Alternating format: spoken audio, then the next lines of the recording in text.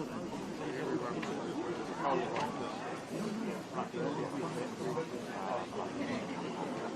they won't. Far away.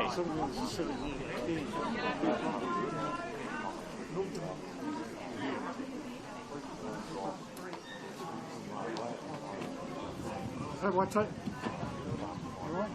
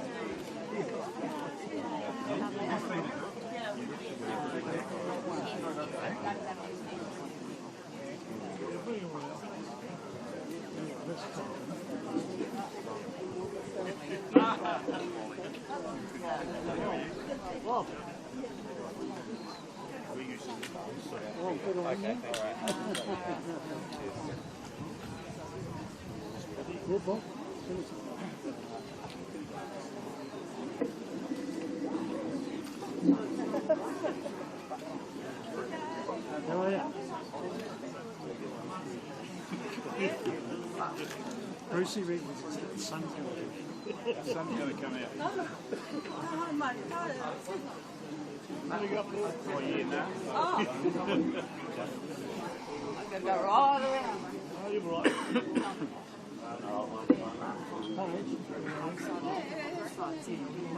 Yeah, that's right.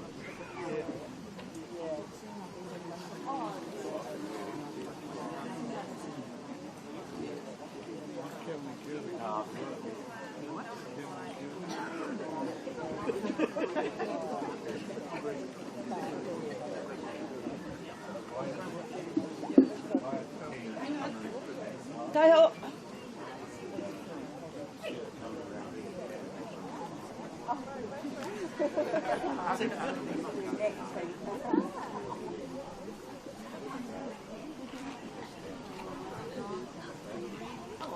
Yeah, I got 2 cents.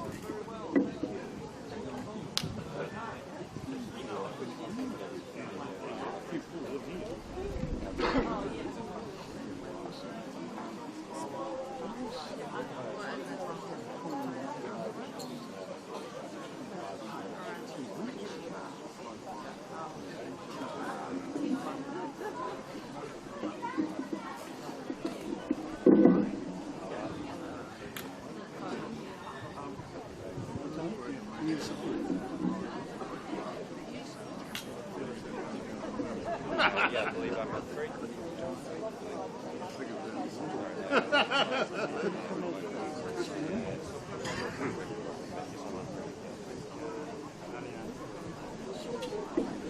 That's stable.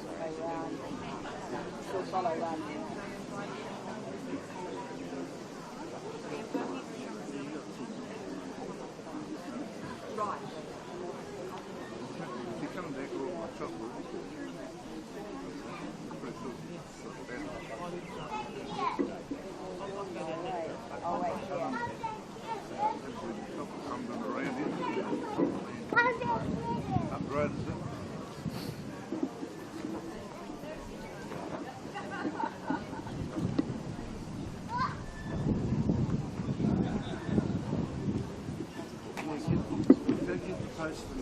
Yeah,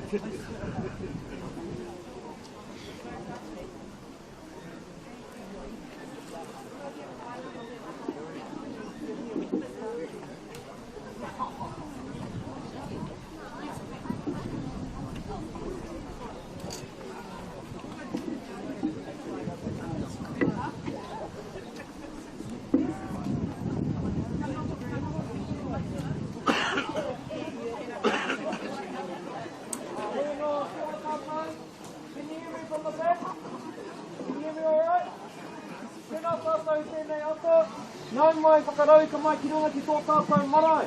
Ki mua ki te aroaro tō tātou tīpuna whare o Karaweke. Tēnei te mihi atu kia tātou. So we're going to begin our pōwhiri. I just want to go over some of our proceedings. So our plate Kokoro ia koe o beads.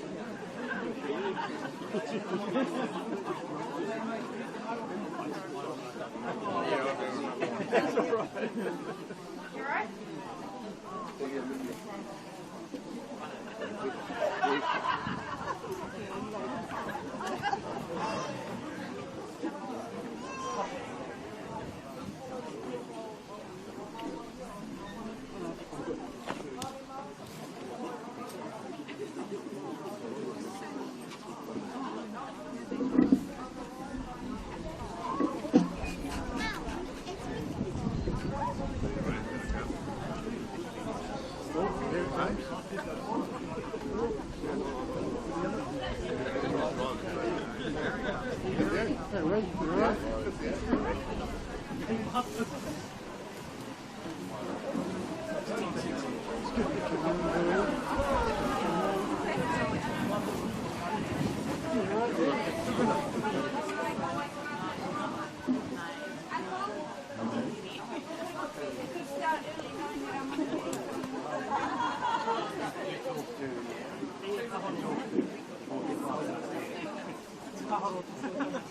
Just don't leave them in the rain. Now, we're not ready.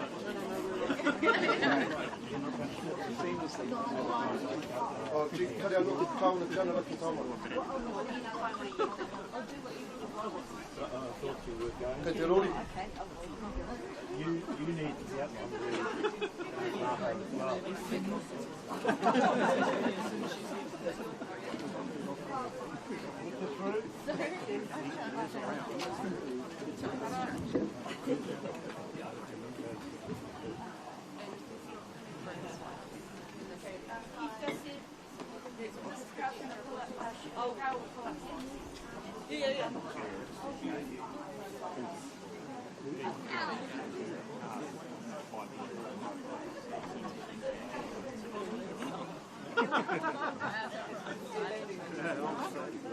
Yeah.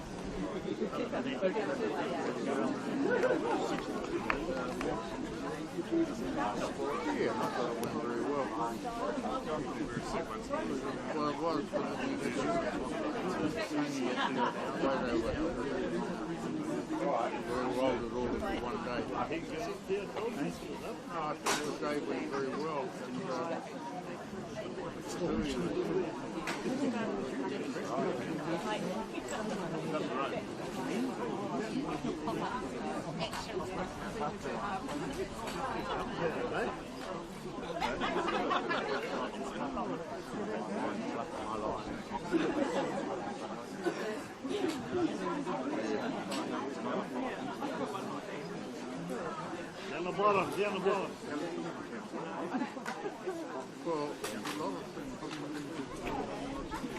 What's the thumb far away? I shouldn't have got a blow away.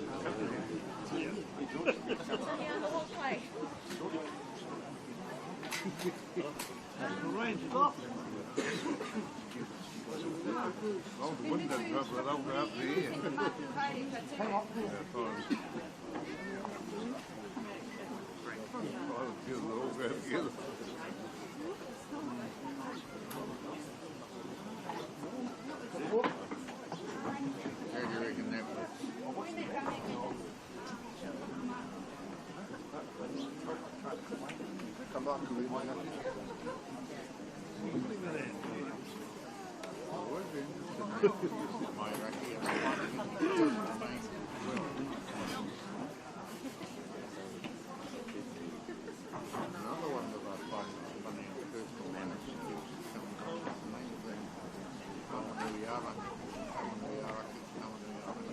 The guy that named that first South Murray MP.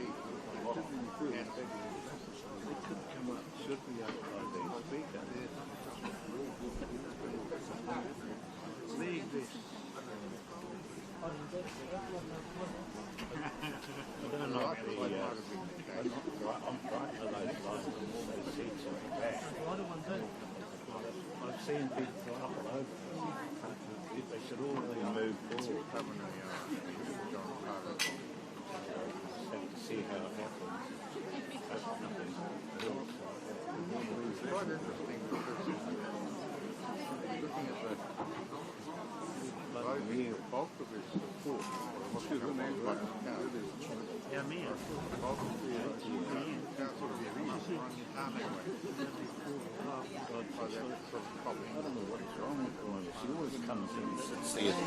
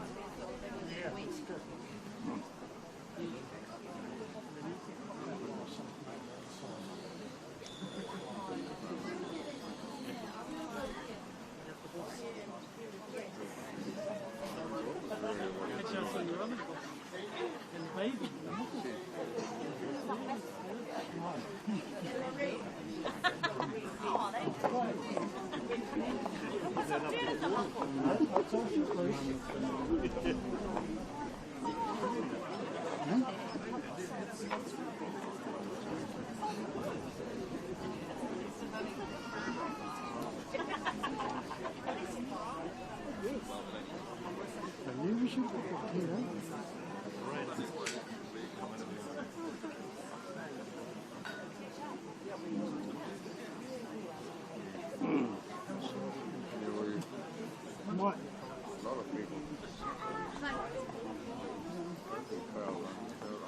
Picked up why?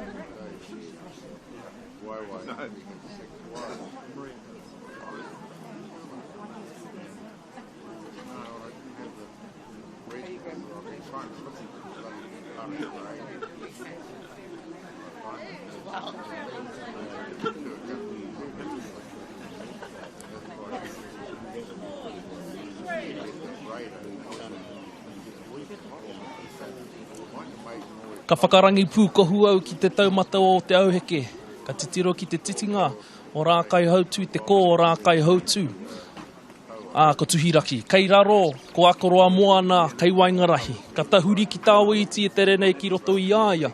Ka titiro whakarunga ki te whare tipuna, ko karaweko, rāua ko Amiria Pūhirere.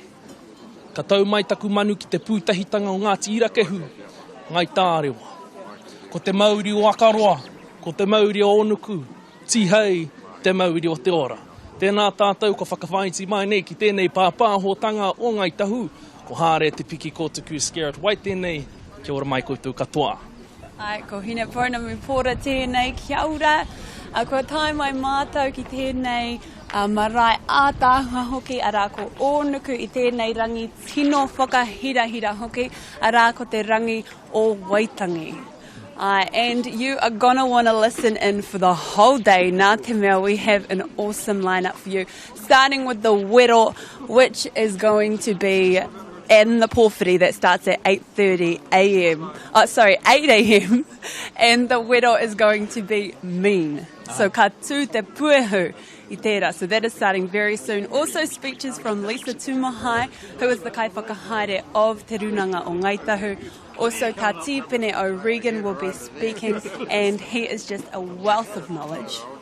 And the Governor-General of Aotearoa will be here I tēnei rā hoki. Yes, and I believe the last time Governor-General was here was in 2009, so it's only fitting 10 years later that the Governor-General comes back to Onuku Marae ki te whakanui tēnei rangi hira o tātou ara ko te rā o Waitangi, and of course te tāhu, the theme today is partnership. So he pai ki te kāwana, te mauri o te karauna e hara mai nei ki te whakamana I tēnei rā whakahira o Waitangi, te rā o Waitangi. Leanne Dalziel, also, who is the Mayor of Christchurch, will be coming to host the Citizenship Ceremony as well. So that is all within the theme of partnership I tēnei rā. So he rangi tino whakahirahira, aha koa te ua I te rā nei. Ina nahi, it was totally different. 28 degrees, it was so hot.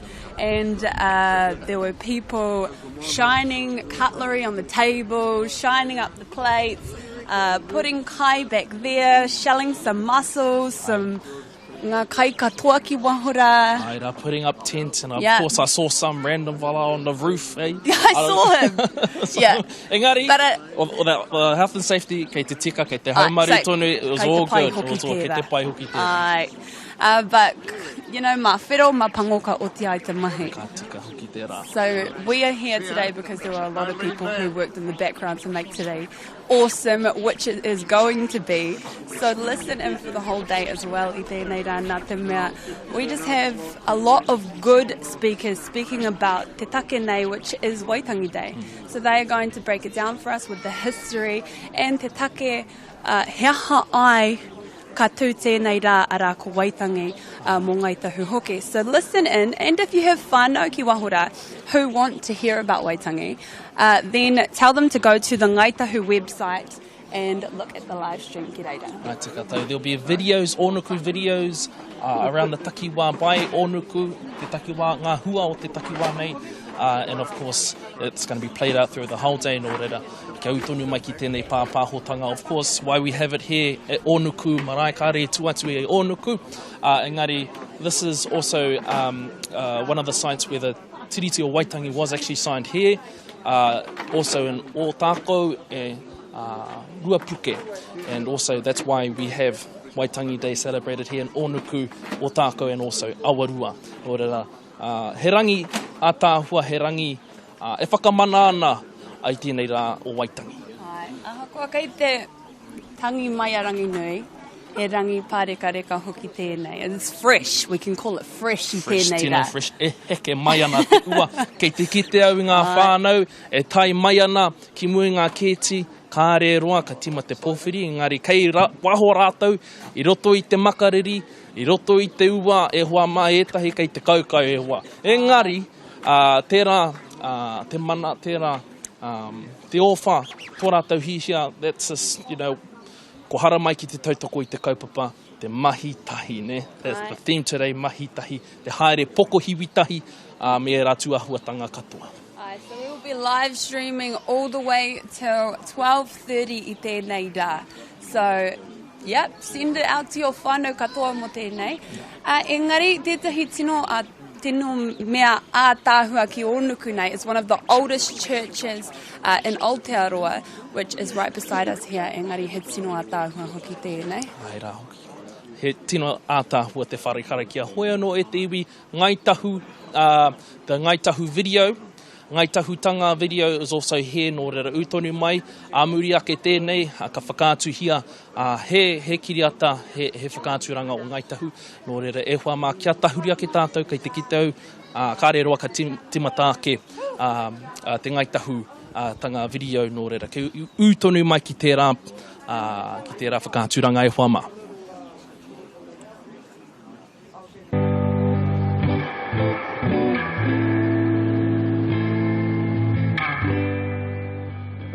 Above all, a matter of knowing. And to know someone and to know a place and to know things is a form of loving. And I think that's what people yearn for. That articulation of your whakapapa, where you're from, who your ancestors were, where you're associated.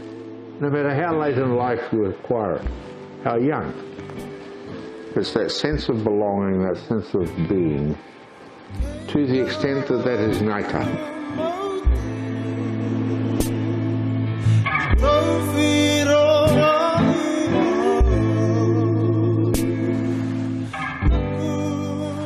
My family have been associated with the place for many generations, and we value the place highly. This is our Turanga Waiwai. Kia ora. Ngai Tahutanga. And I think to myself, what the heck is that? What is Ngai Tahutanga? Basically, identity.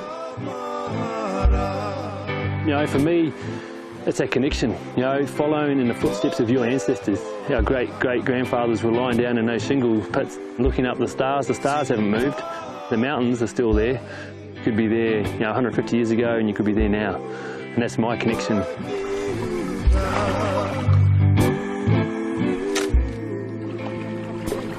It's also about the whakawhanaukataka that comes about, that bond, that family bond, that relationship of people coming together. If somebody comes along and participates in the wānaka or watches us and they become interested, then kei te pai, I'm happy with it. Then you keep that tradition alive.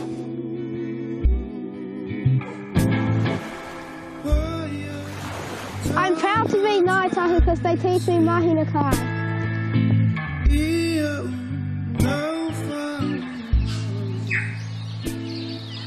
What the old Māoris used to do is we used to get the leaves, and this was our deodorant.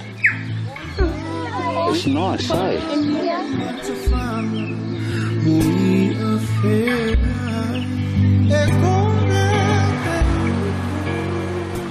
Never take the little ones.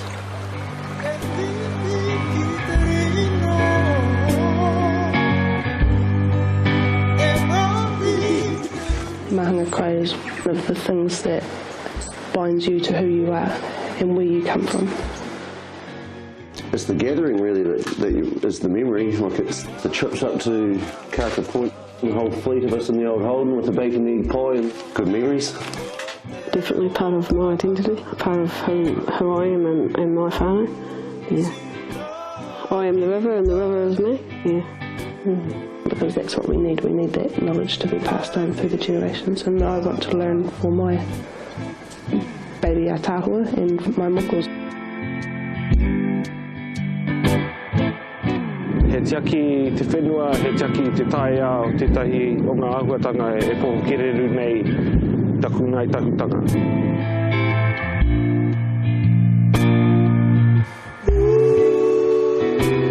My place, my standing place in my whānau, and I guess it's a responsibility I feel for us to look after the place and allow those things to be still there for the next generation.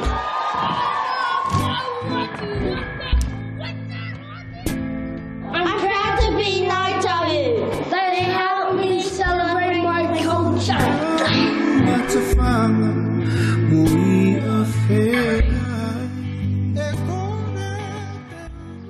And that was the Ngai Tahutanga video. Tāhua hoki tērā. We are still here at Waitangi, on Waitangi Day at Onuku Marae nei. Kia ora nau mai hoki mai nā, kei te kite au, kāre e roa, ka timata te pōwhiri, ka timata hoki ko te wero, I mua tonu i te ki te maria, ka whakatako tō te mānuka ki ki mua te aroaro o te tini me te mano e whakaike mai ana ki Onuku Marae 2019. Can I just say that the person...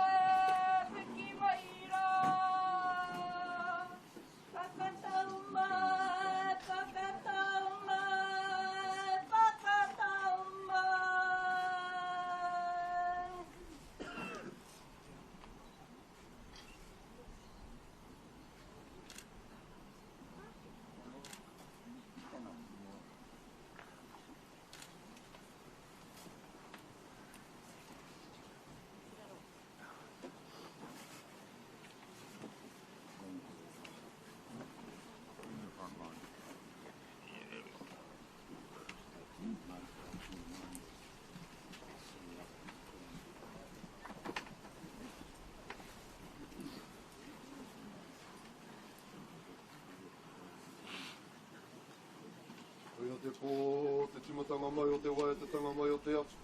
O te pō, te ao, na te ao, ki te ao mārama, na te ao mārama, ki te ao tūroa, na te ao tūroa, ko te kore te whiwhia. Na te kore te whiwhia, ko te kore te lawea, na te kore te lawea, ko te kore te tā māua, na te kore te tā māua, ko te kore te matu, na te kore te matu, ko te māku. Ana hoa te māku ia te mahora nui a te akaputa ki waho kalaki nui e tūnei. Ano haraki nui a pokoharua te pō, ka puta kua uraki ko raka mamau ka tāpiri mātea, ko tū te raki whanua, uia ki te maha nui o Māui ko te ao tangata, turuturu ohiti waka maua kia tēina, tēina, haumi e, hui e, tai ki e. Ka mihi ake ki arangi e tui honei rāua ko te iunga hiru o tangaro e hora kēnei, me ki te waka waiu o te tangata nāia te oha. Nāia te oha ki aku manuhiri tu ārangi, aku rūrang o tu ao, koutou ko takahi mai nei te nuku o te whenua, hara mai, hara mai, hara mai rā. Hara mai rā i runga i te reo pōhiri o ngā tira ke hunga i tārewa. Hara mai rā i runga i te reo rāhiri o Ngai Tahu whānui tonu. Hara mai rā i runga i te karanga o tō tātou kaupapa. Hara mai, hara mai, hara mai rā. E nei haukatangi ake ki ngā mate huhua o te wā. Ngā mate kai te pikauri a mai e koutou, ngā mate kai rungi a mātou. Tira kai a koutou aku mate tuatini. Aha ko aku kupu ki a koutou i tēnei wā. E kore koutou e hoki a tinana mai. Engari waiho mā mātou o uri.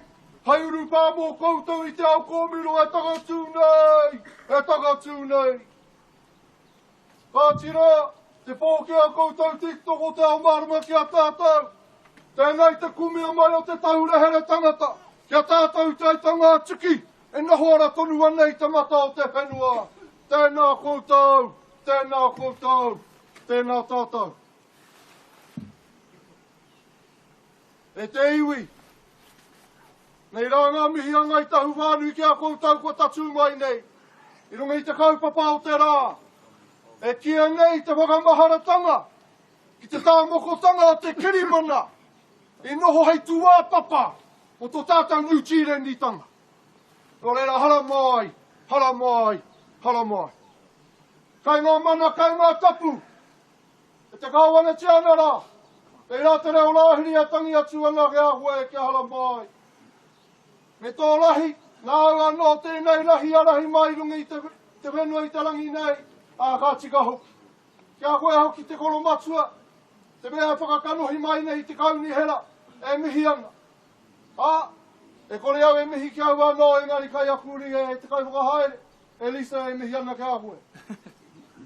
Koe anō la, e te kite atu au i ngā rangatira i ngā tani whao te pai, e papapiri e mihi ana. E mihi ana i o mahi rangatira e tāwharau nei e koro wai nei, i te mana, ko whakaeke mai nei te rangi nei. O tira koutou katoa ngā me mahapori, koutou ngā ringa ngā waiwai o ngā kaupapa maha, e whakakanuhi mai o koutou nā tari te rā nei, nei rā te reo rāhiri, nei rā te reo mihi. E nei au kahuri ki tō tātou nei kaupapa. E kia nei, te whakamaharatanga, ki te waitohutanga o te tiriti o Waitangi. Hare i te mea kei ko nei tātou hei whakanui te rāhuatanga, engari he whakamahara ke, ki te tini tūpuna, ngā mātua ngā tūpuna i whakamahiti korau. O te toto i maringi i runga i tauku i mupoka atu mātauenga. Hāngai ana ki te rā o ngā hoko ngā whenua, ngā kupu ati i tagahia. Hoi anō rā tātou tēnei rā, aha kua ngā moana puke, e whakairi mata tonu te haere o te waka kia pai ki uta. Ka hoki ki ngā maharatanga ki te rā tupuna o tātou, kia tira mō rehu. Tingota mai roto i a kaya poi, i a ngai tūhaitara ngai tuahuriri.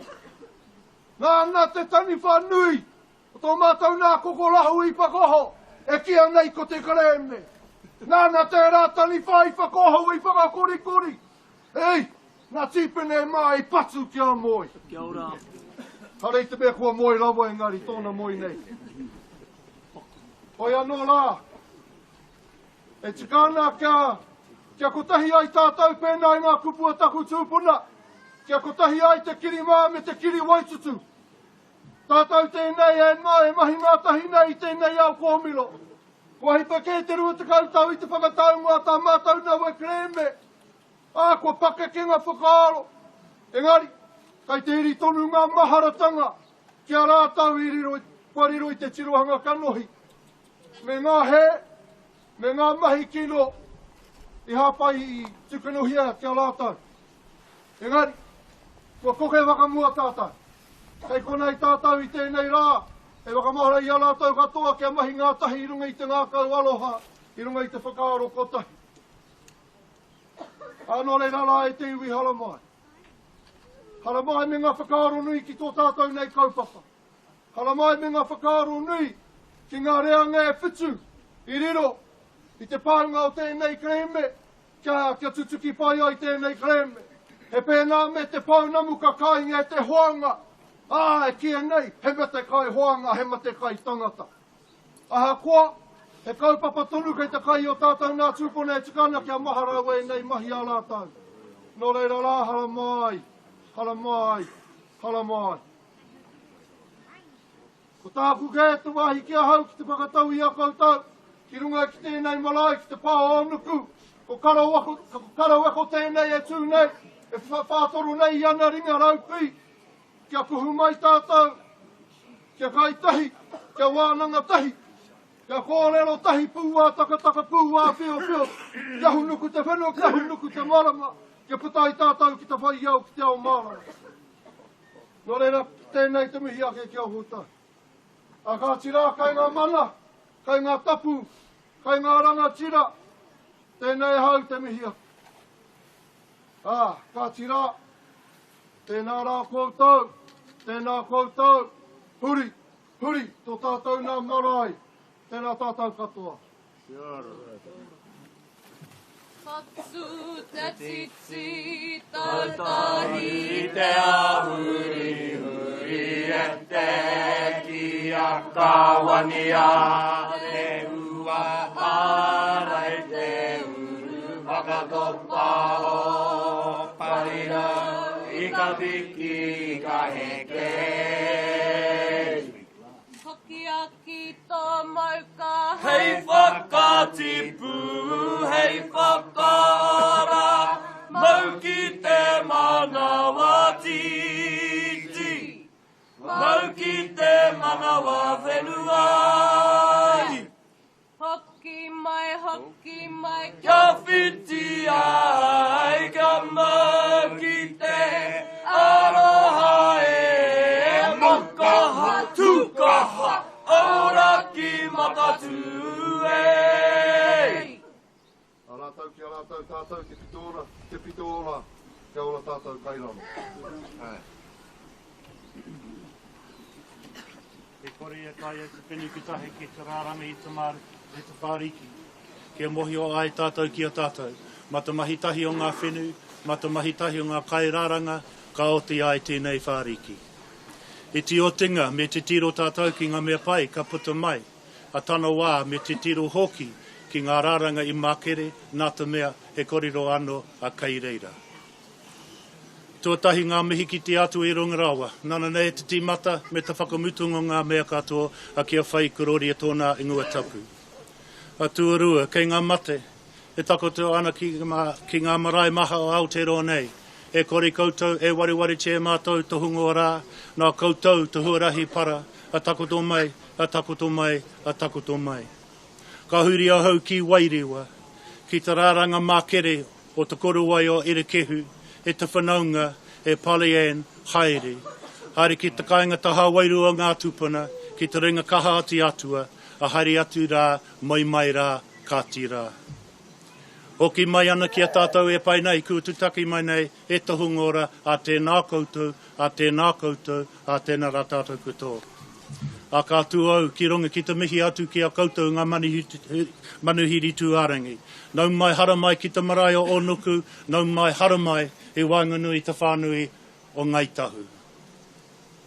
E te kawana, Tia Nana, Dame Patsy. He honore ki a mātou, mō te whakaaro e te hara mai i Wainganui a mātou, i rongi i tēnei rā whakahira, te rā maumahara mo te hainatanga o te tiriti o Waitangi. E te māngai o Queenie Iri Hapiti, a mātou mihi aroha ki a koe mo te tainga mai i Wainganui a mātou. Ka nui te ko te ngākau ki te kitea David, kei te maumahara hau o mahi nunui mo te whānui o Ngāti Kuri ki Kaikoura. O mahi, te hokinga mai o te whenua o takahanga ki Ngāti Kuri. A tēnā koe e te hoa. E te kānohi o te pirihi mana o te Pākihi whakatekateka o Waitaha, tēnā koe John, koutou o te pirihi mana. A tēnā koe Steve, nā mihi ki a koutou o Iken, nau mai hara mai i Wainganui a mātou. Ngā mema o te kaunehere o Tautahi, nau mai, nau mai. Tēnā koe David, kei te mihi aroha ki a koe mō tō hara mai i Wainganui a mātou. Ki a koutou, ngā manuhiri. Ngā manuhiri o ngā whenua tā wahi, ngā manuhiri o Tautahi, ngā manuhiri o te motu. Nau mai hara mai i raro, te korowai manaki o Ngai Karoweko o Ngāti Irikihu. Nau mai hara mai a tēnā koutou, a tēnā rā tātou katoa. E te iwi,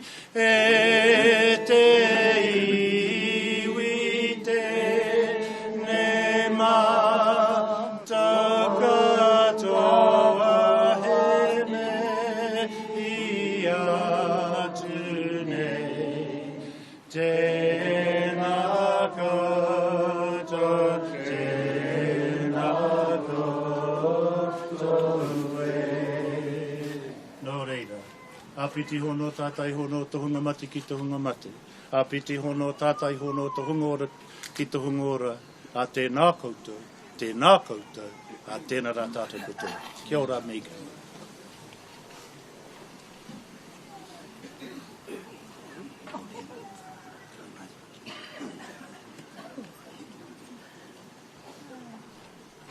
Ko I o whatatā, ko I o whatamai. Ko heke heke nuku, ko heke heke pāpā. Ko te kore kore ka ahu mai, ka pō takiwā. No ka pō takiwā, ka ahu mai ka ao kato. Ka puta ki waho, ki rote I tēnei au marama. Ka takata hau, ki te whai au, ki te au marama.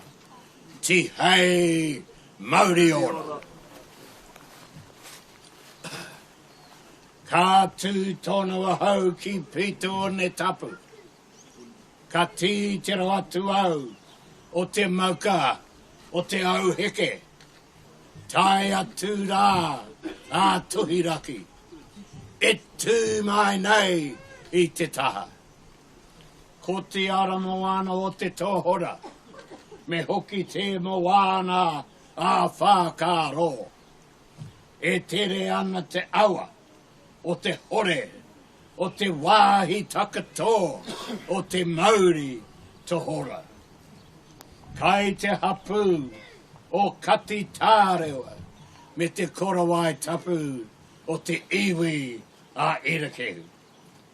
Kia tīna, tīna, haumie, huie, ai. I ngā manuhiri tūraki, nau mai haere mai. Haere mai ki te whare tūpuna, karaweko. Me te wā hene, rakatera, Ameria pohirere. Kai te hapu, o kati tārewa, me te koroai tapu, o te iwi a irakehu. Kia tīna, tīna, haumie, huie, tai. Kua whakaeke mai nei roka I te marae. Nau mai, haere mai. Haere mai ki te whare tūpuna. Haere mai ki te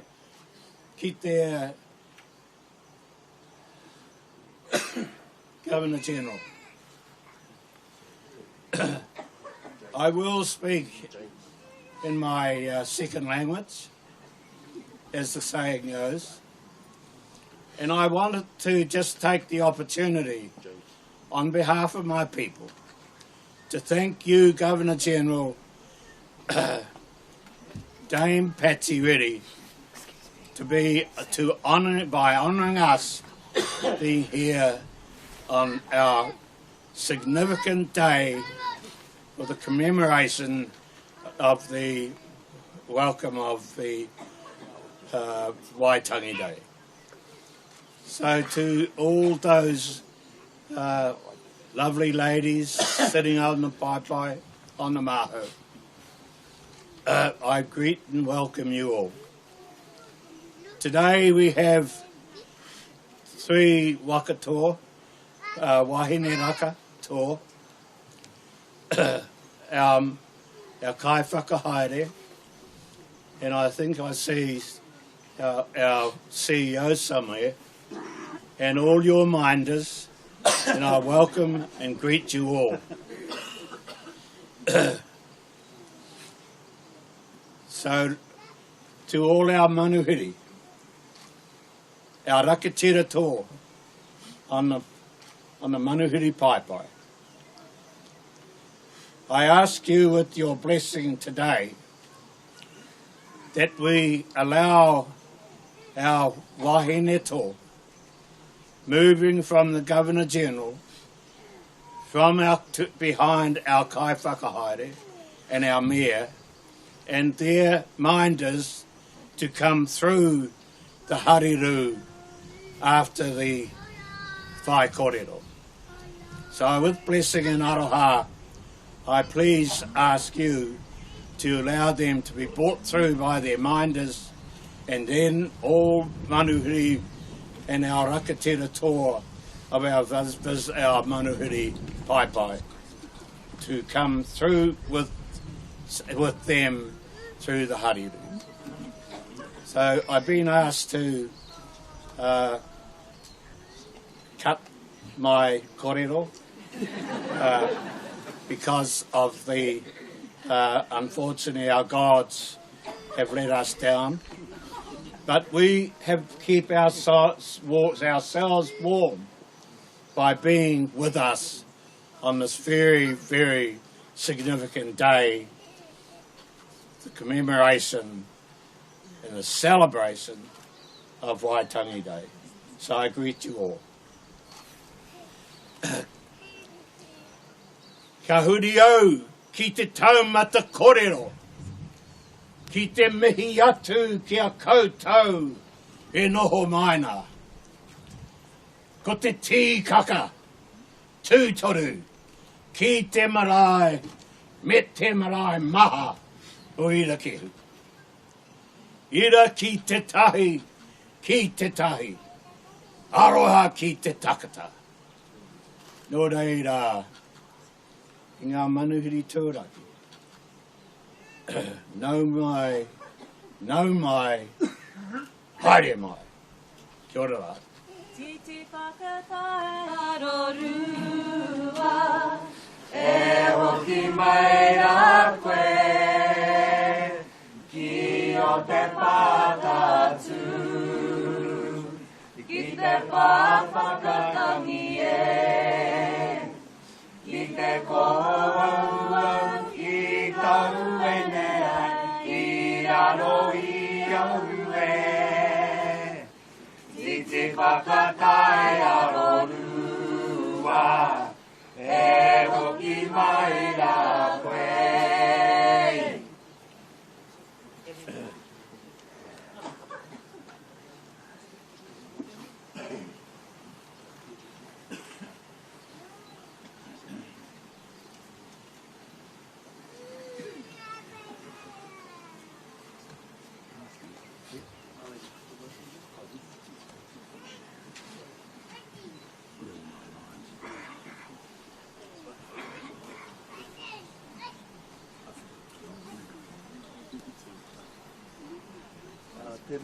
Tēnā tātou i tēnei muka me tō koutou tō tātou whakaitanga mai tukotahi rā te reo o tōnei.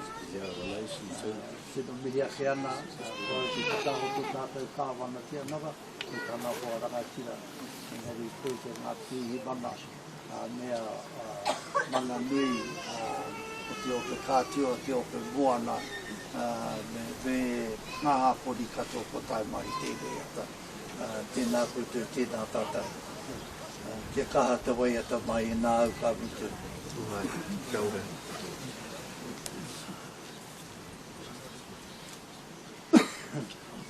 Ai, kau wakara te rangi tapu e taupuru e ho te rangi tihore te rangi waruhia.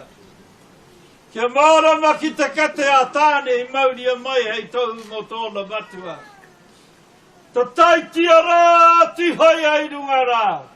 Kia atu tahi, kia puanga, kia takurua rā.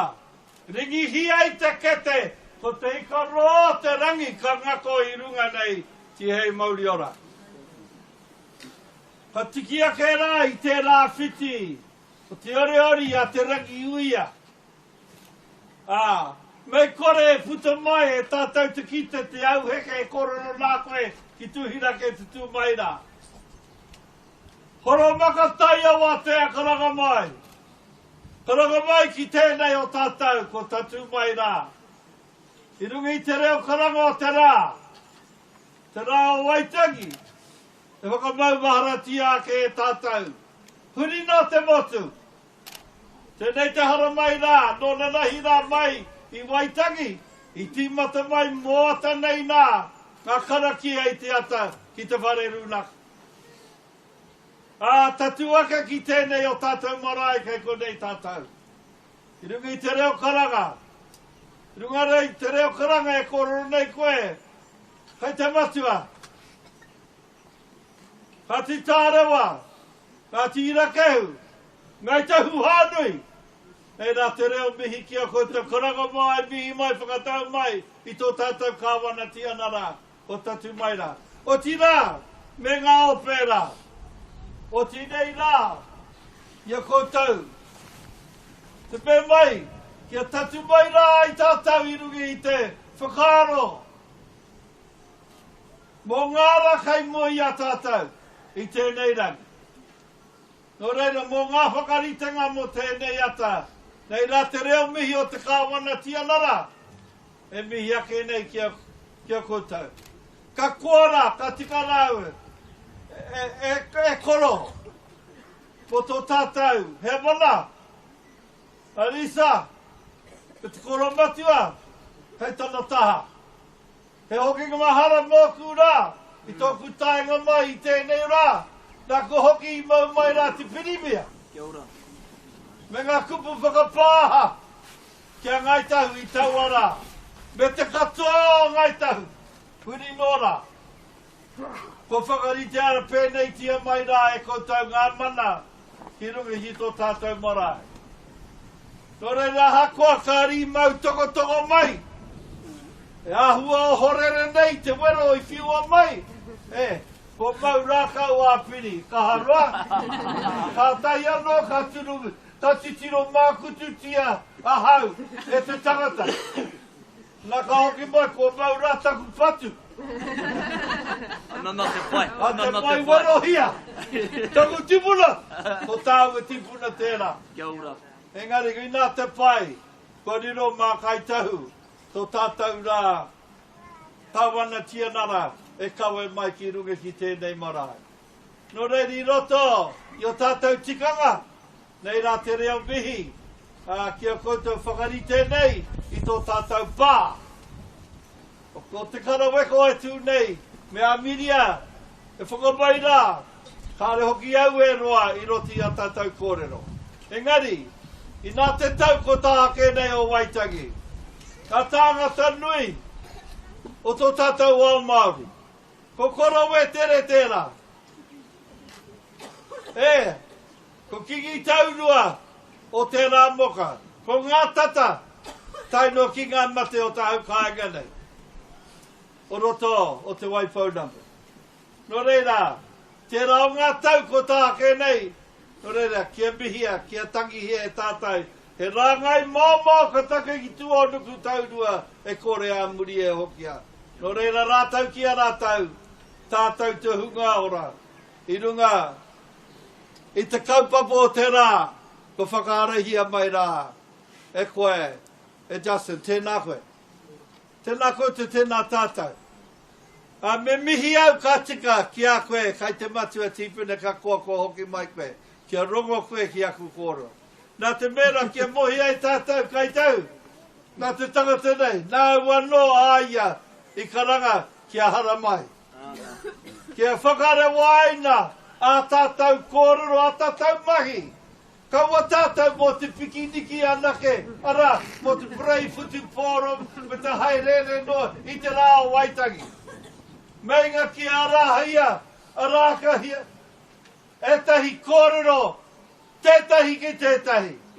Nō reire, he rangatira ki tēnā moka, anei te karauna. Hei whakarongo i e rā kōrero. He whakautu i e rā kōrero. Engari, he kōrero ka whakahaere tia. Pērā i a tātou rā, i Waitangi nona nahi. I taurā i rā, te pirimia, nona nahi rā, i te rā mua, a ko te kāwana tia nara, i whakanui tia, a heke nuku mai, te rao ngā tangata, i whakaarākehi ai, te kaupapa. Waka, o te moana nui a kiwa, mo Aotearoa tonu. Nora, ina nā ka kaupapa nui, me ngā kōrero, whakawhiti whakaaro, i wanga nui, teiwi Māori me te mana e koro nei koe māka, nā, me te karauna. Nō reira, anei te rā, me mutu rā hau i tēnei wā, e wā no ka tatu mai, te reo o Ngai Tahu i ana whakaaro, me te whakautu mai o te karauna. E mahi nui tērā. Engari, i roto i a tātou tikanga kai te matua, ko tai mai rā, ko hoki mai rā ki runga tēnei o tātou marae, ki mua tō tātou tipuna karaweko e tū nei rā te reo mihi, tēnā koutou, Tēnā tātou katoa. Kia ora, Piri.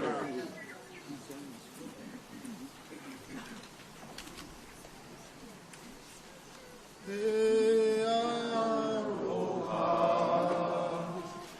Te whakapono, me te rangi mai,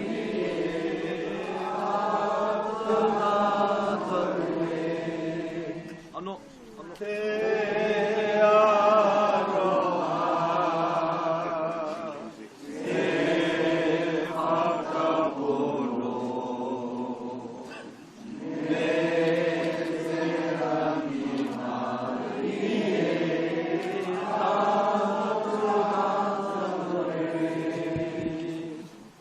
Tāma nui te warewa.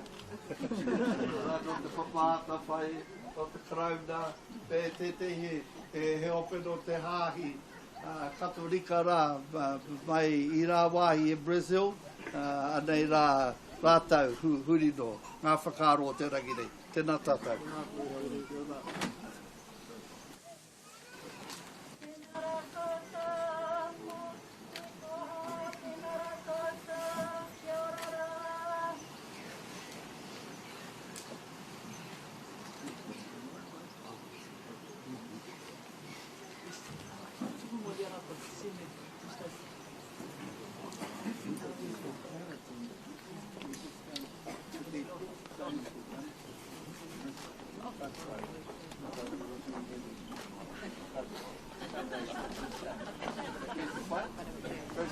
For Christmas is in the field.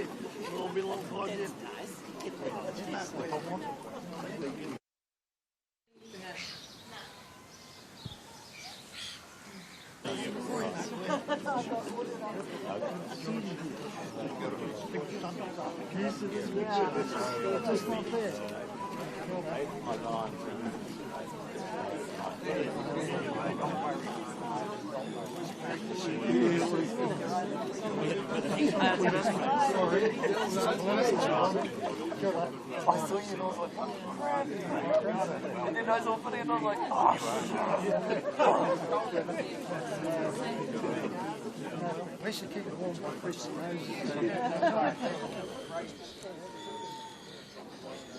E te ui mauri ora ki a tātou katoa nau mai hoki mai ki tēnei pāhotanga o Ngai Tahu. Kei konei tonu mātai kei runga ki te marae o Onuku, live streaming here on Onuku Marae. Welcome back to the show now. I tēnei wā kātahi anō, ka mutu te pōwhiri. There you have the pōwhiri, which was started out by the wero, which was done by Kaharoa Manihira, and also followed by the kai karanga onto the marae, e whakaeke ana ki runga i te marae o Onuku, and also the whai kōrero by Justin Tipa, Mark Solomon, and of course George Tikau. And also, I roto i ngā kōrero, ko kōrero tia, he tino rawa ki te whakarongo atu ki a rātou e kōrero ana, e tuku ana i o rātou whakaro mo te kreme o Ngai Tahu, mo tēnei kaupapa o Waitangi, me te whakamana anō hoki ki te tini me te mano, ko tai mai ki te tautoko. Ko haere a tinana mai ki te tautoko i te kaupapa Waitangi Day. Ai, tika. And it was awesome to see Auntie Rānui Hoki, who brought on the GG, who is the Governor-General of Aotearoa nei. And the dignitaries are currently having their breakfast, and we can literally see them inaia nei. And the kai looks amazing. Ngā whakapai o te kai nei, they have worked very tirelessly I tēnei rā, back there in the kihine. Big shout out to all the ringa wera kai miri e mahi ngā ringa wera e mahi ana I te mahi. Kua tino eke ākai, kua tino eke ngā kōrero, kua tino eke kei te eke haere te kaupapa te rā whakanui o Waitangi.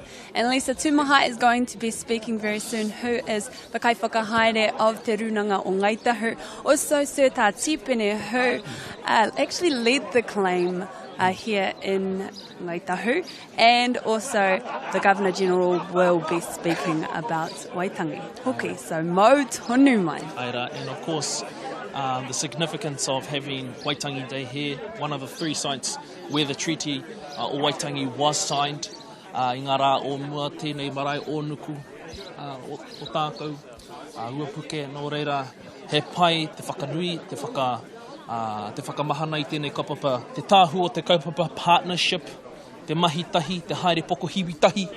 Nō reira, I runga I tēnā, it's all about partnership. So we're going to share a quick video of Onuku and the whole history. So here is the story of Onuku Marae.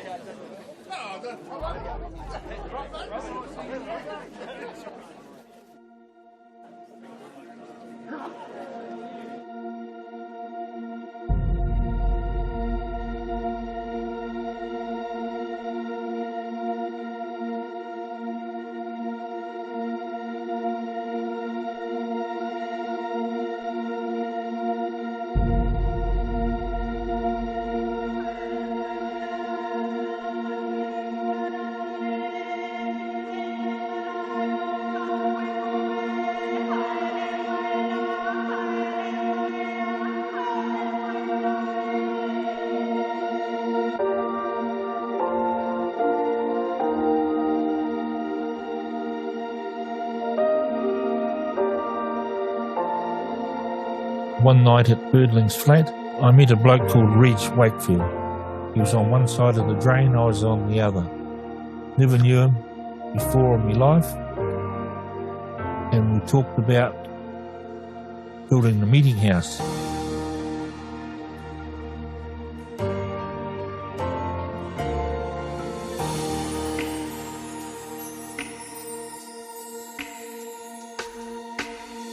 Years earlier, Waitangi and that were in their teenage years, and they wanted to raise money to build a meeting house. We had the Hokianga family here. They started fundraising. They put money together. They had the Akaroa people involved. Popkeef had a meeting house in Mohaka, and they built a new one up there. What he wanted to do, he wrote up to them and asked, could I get that old meeting house and ship it down to Onuku and build the meeting house down here with it? They says no. They said you can't bring that building down here because your children are not here. So then it sort of had a 20-year slump. The first building here was in the mid-80s, and prior to that, any tangihanga that was held at Onuku basically was held at one of the 2 houses that still exist here. When we first started talking about it, they did talk, the old people did talk about it. Then we had a tangi. We had a tangi of my brother-in-law, John Whakaro. We had it at my place in Akaroa. And, we got snowed out there. We had snow on the ground, first time in Akaroa they had snow. And it just ruined the whole house, the crowns were ruined. And let's build some bloody thing, let's build something, let's do it. Other people are doing it. And we decided from that day on that we were going to build something here, a meeting house. So all of that time, over the period of the discussions and debate about the marae being built here, I didn't quite realise this, but I was the treasurer and part-time fundraiser before anything was put onto this land. Yeah, we were out here when the building was going up. I'm sort of caretaker of the ground. I look after the marae ground. I was one of the first people put the foundation or get all prepared for the dining room. We've had to raise money to buy this land for a start. So we had the small committee when we started here. So we started fundraising. Tara and them used to make cream sponges. We'd sell them in Akaroa. Cake stalls outside the Four Square. Picking the barra around the streets and that, and run different hungies. We fundraised with the Lions Club. They put 7,000 towards it. Which that was a big plus in those days. I think we got up to $21,000. The Mary Affairs, there was a bloke in there called Dick Stevens. He said, we do the dollar for dollar scheme. So we ended up with 40,000 to start on this building. Got enough to buy the land, and then it was all work. The Rouse family, they told us that block of land for Marae, you give it to us cheap. This place here, where we're sitting there, it was all covered in gorse, big boulders, broom, and Bruce Road. He had access to the council, big excavator and that, and we cleaned all the site right off, the whole lot. The first thing was the whare kai. We had our own builders. They were block layers, window people. Phil Winakarai was the builder, and he brought along our young builders from here. Pulling everybody together, that was the hardest part, trying to get everybody together. Once we got them all together, it was good. What we did with the plan, they were building sharing sheds. And what we did, we'll buy one of them bloody things, and we won't have the sides, we'll just have the roof on, and that's what we did. When the plans were drawn up, they had the toilets on the wrong side. The building inspector said, the toilet's on the wrong side. No, you're reading the plan. We're telling the building inspector you're reading the plan. We lifted up. Phil turned the map upside down like this. Up there, we had to read the plan up from looking uphill. So we went with the plan for the whare kai like that, with it upside down. So we built it, and we laid the whole floor over the Christmas period, but we hadn't had the okay from the engineers from Christchurch. Bruce, he was standing on the concrete floor. It went into the Saturday's press, and the floor had been finished. I got a bit of a bollocking from the engineers, but we had a little fun there. They let us away with that, but don't let it happen again. We hadn't even had the building finished. We only had the sides up, and Rook Wainahu, Shane Tainu, they put the roof on. Didn't have any windows in, and then the Governor-General come for a visit. So we had our first kai in there with the windows still open. We got through it. That was the start.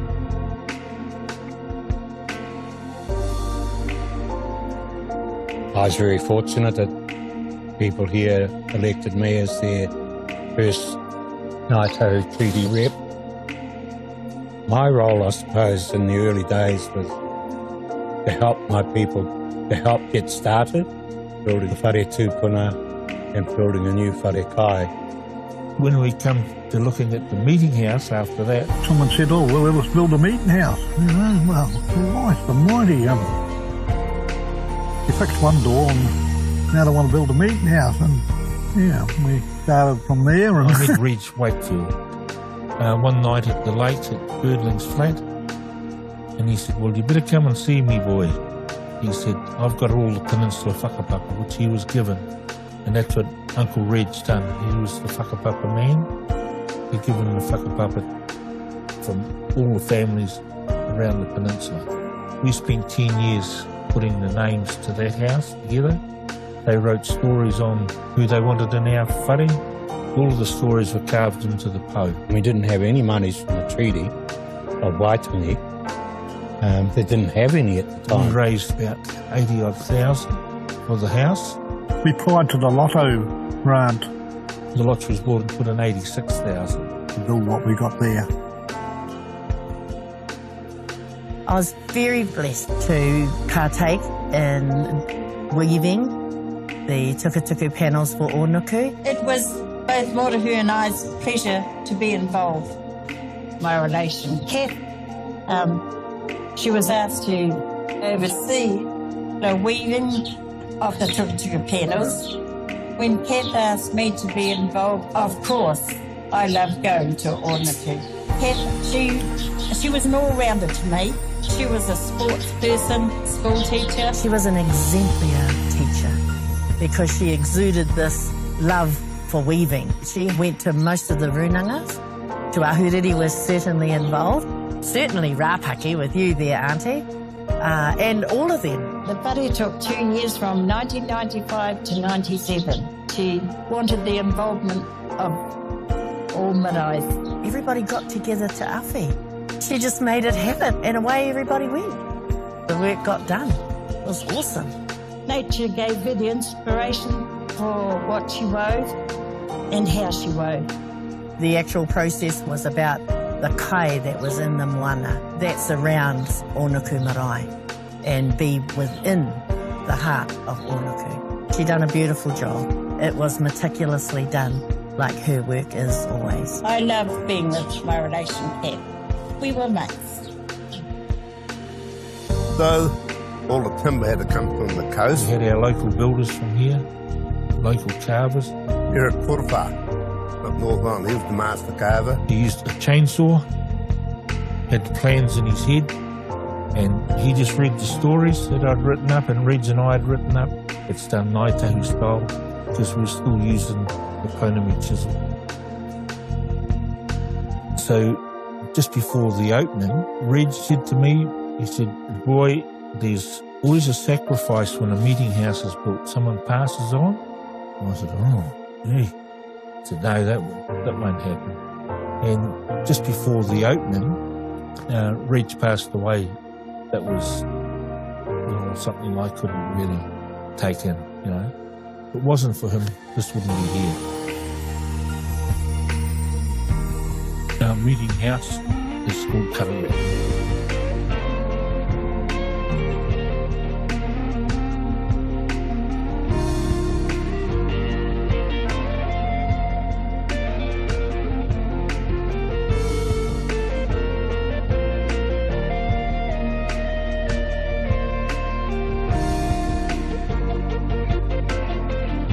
Later on, they decided it was the dining room was adequate enough to have to build a new one. My cousin Ricky fell into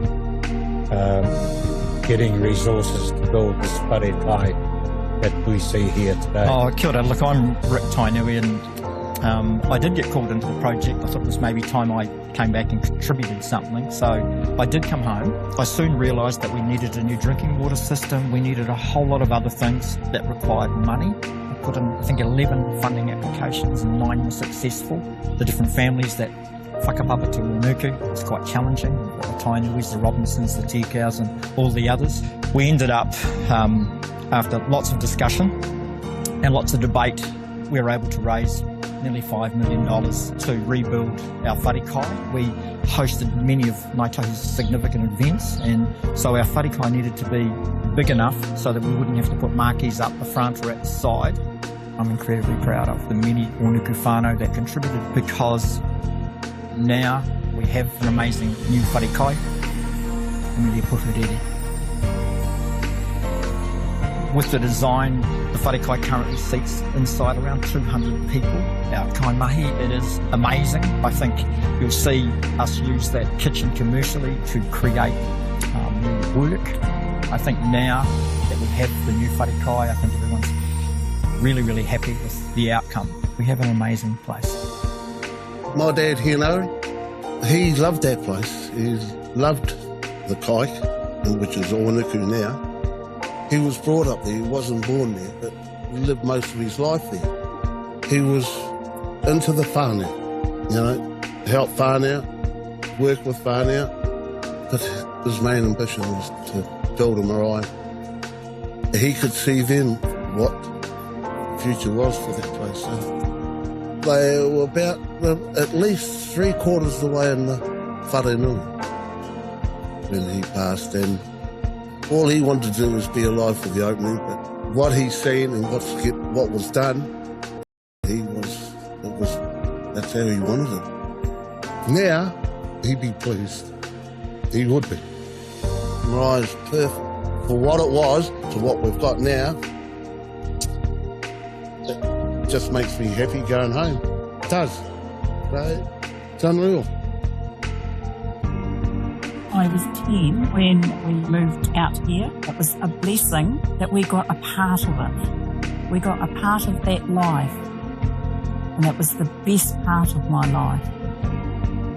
I'd love to live back out here. I'd love to build back around the corner.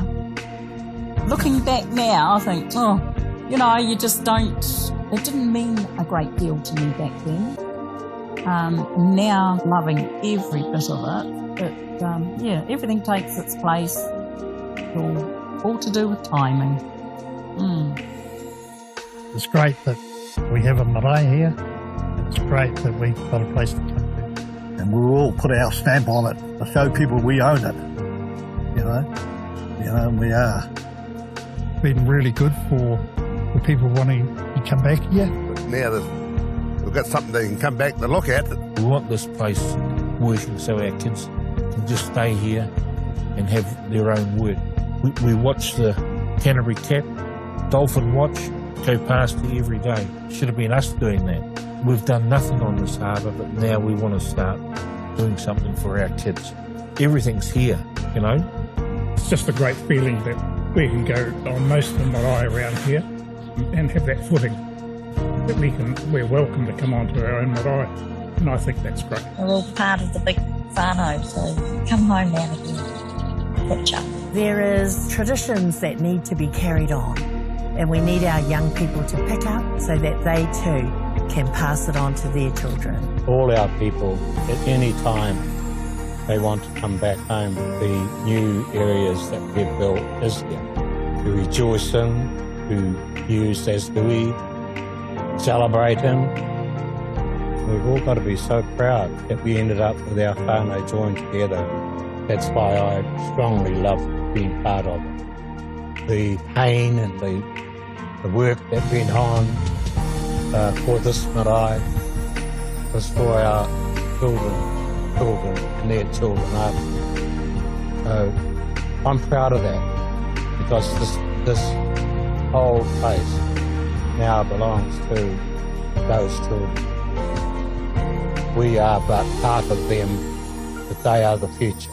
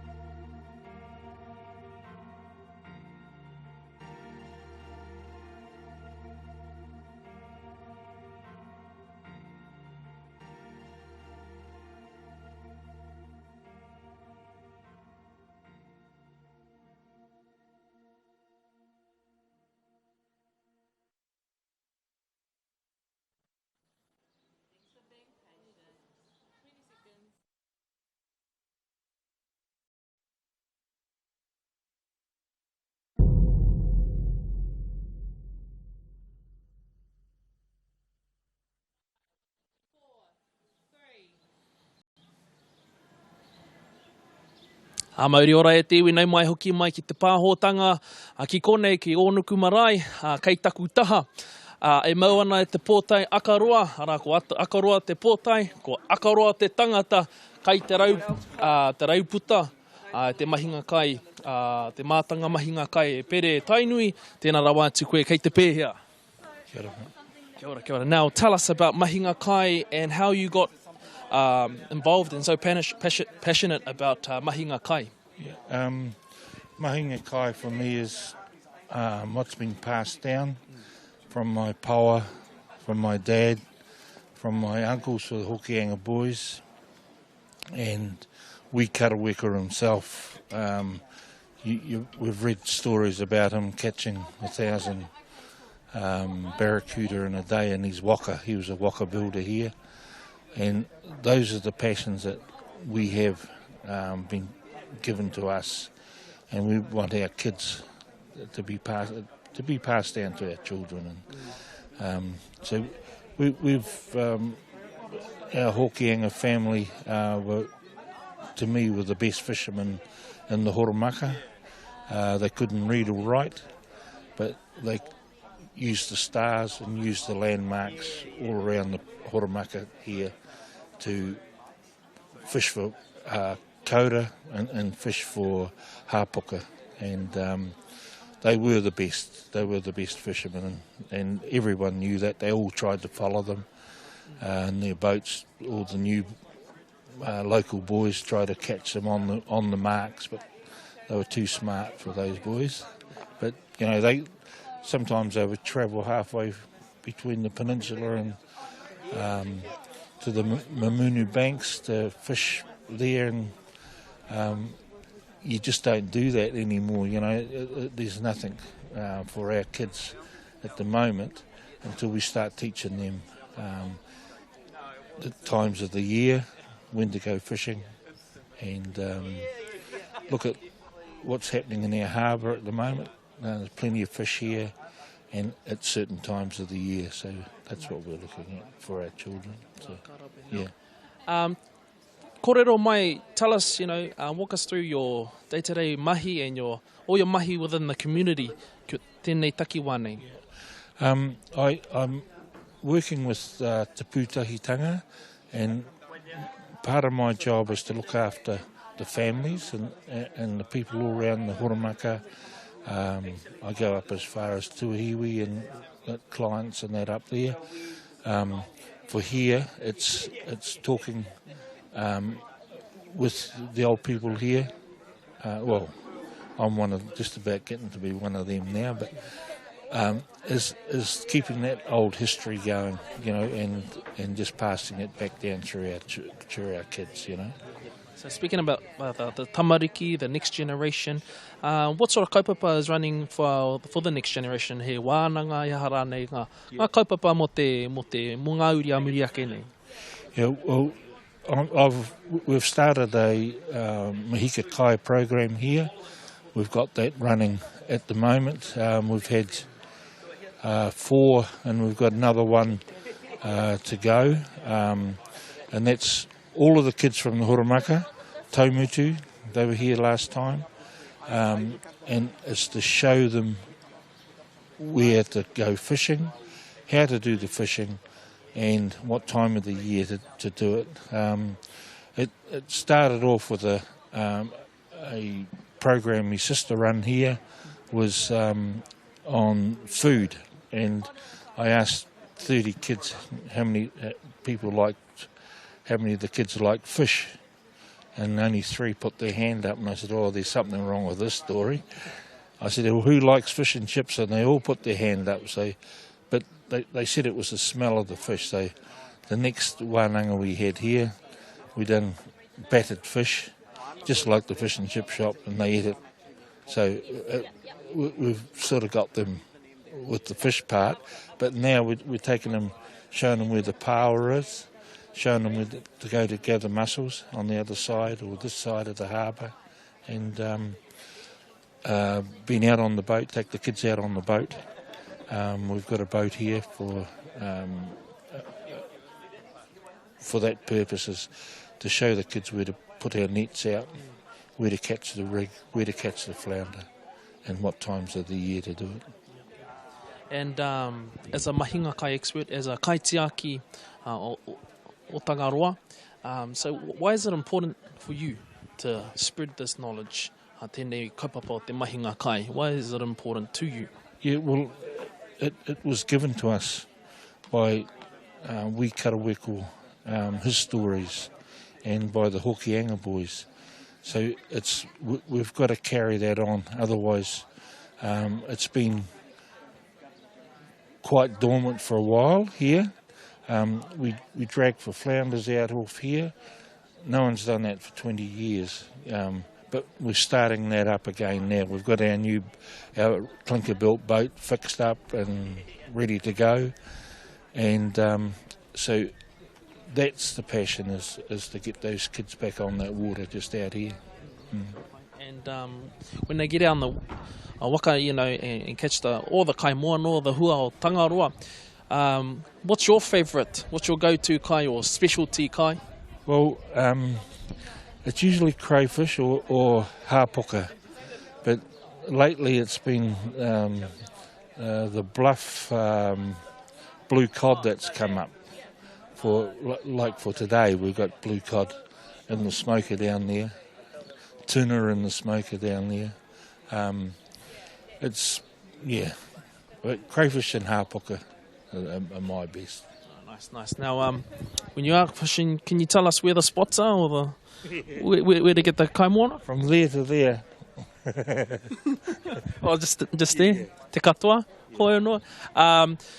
I guess when you're, want to spread the knowledge to the next generation, what do you feel like some of the barriers of today? We're living in a hangarau technology day, so what's your strategy, I guess, on getting the tamariki out and, getting them out amongst tangaroa and the environments, the elements? How do you get them out there? We've advertised our program through Ngai Tahu, and the first thing is there's no phones, no computers, no nothing to be brought on the weekend. We have the Mahikakai program on the weekend, and there's no technology, nothing. It's just plain fishing on the boat, safety gear on, and away we go fishing. And we've had from 2-year-olds, 3-year-olds on board the boat, all life jacketed up, safety, all safety first, and they've been out on the boat. And that was that was one of the things they learnt, was they wanted to go back on that boat. There's Tioni going to be here tomorrow to take us for a ride on the boat, because they could have a steer of the boat and learn what we learnt years ago. We're doing it now. E te rangatira, tēnā koe me te whakawātea mai te kōrero ki a haupere. Ngā mihi, thank you so much for taking your time out to have a kōrero with us.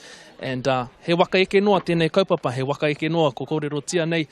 So right now we're going to throw it to a video, a wānanga at Onuku Marae. Nō reira koutou mātaki, taki mai nā, kia utoni mai.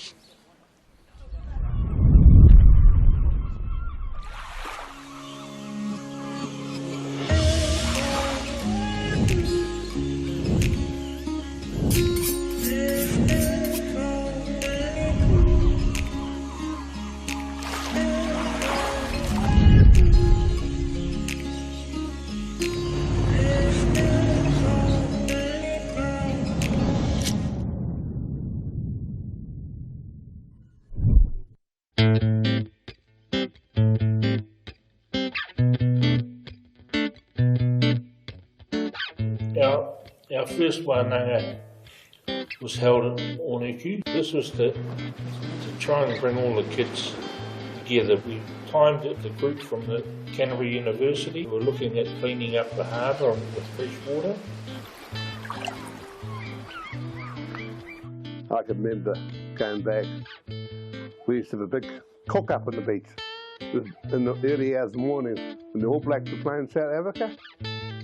We used to get all set up down here before that and get the flounders, and somebody would be cooking the flounders while the rest of them are still dragging.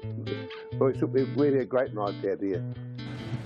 Because we've got all of this area, we've got the sea, it'd be great to be able to teach the young ones, don't have to be fishing, but something to do with the sea. That's why we want to kick it off again, get them out here and show them what to do in that, and I hope it'll come back to what it was again.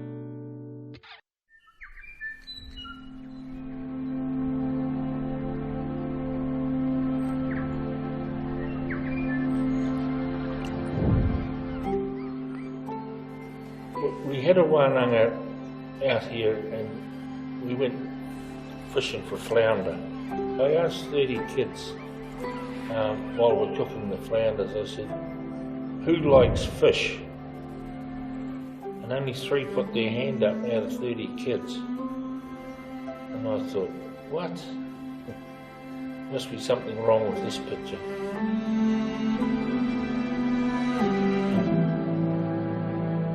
So I asked them all why, and they said it was the smell of the fish they didn't like. I said, well, do you like fish and chips? Oh yeah, we like fish and chips. but we don't like fish. So I thought it's time for us to have a wānanga. Mahina kai is something we've been always brought up on. And so that's been passed down to me. So it's time for me to pass it down to the kids. Because I think, you can't take it away with you.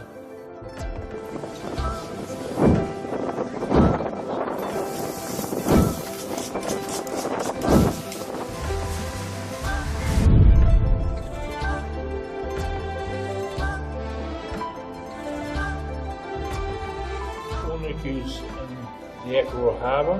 We have 4 runaka around Horamaka, that's Banks Peninsula.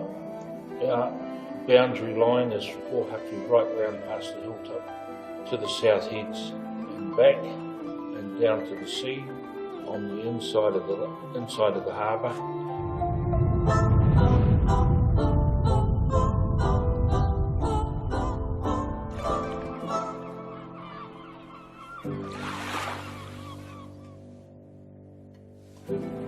We've been here since time began.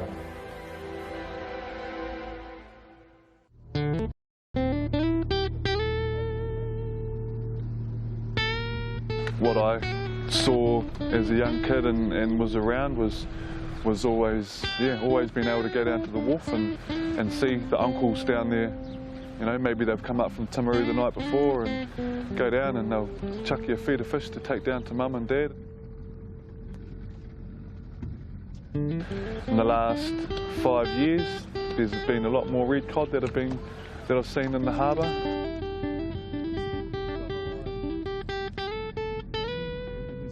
So most of my learning of fishing was through Dad and presumably through his father and grandfather. It was from catching tuna to Wairewa and to Waihora and also setting nets here in the harbour, to crayfishing, being taught how to set pots and where to set pots, where to set nets, how to gather power and mussels. You only need to take enough to feed the whānau, because hopefully it's always going to be there the next time you come back.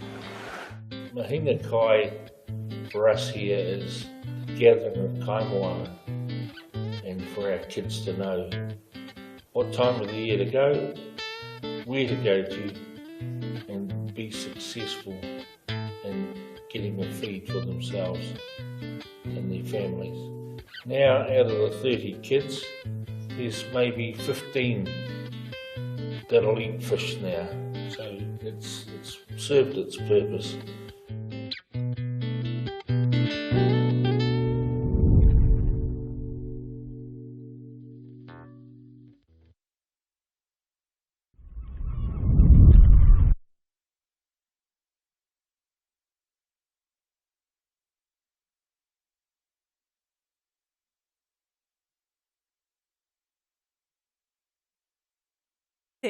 Ko haere mai a tamanui te rā, rawe hoki te rā.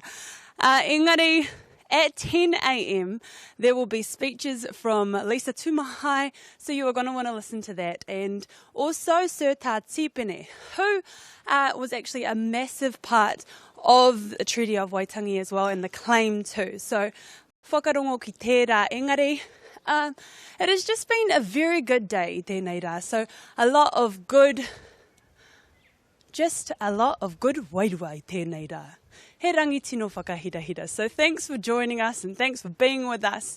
And everyone is looking so fine i tēnei rā hoki. Just beautiful kākahu, dressed up to the nines. Engari, we are going to throw to a video about Onuku Marae. Engari, the reason why we are showing this video is to tell the story of Onuku as well. Nā te mea, this is a very special story. So sit back, relax, and enjoy this video of Onuku Marae on Waitangi Day.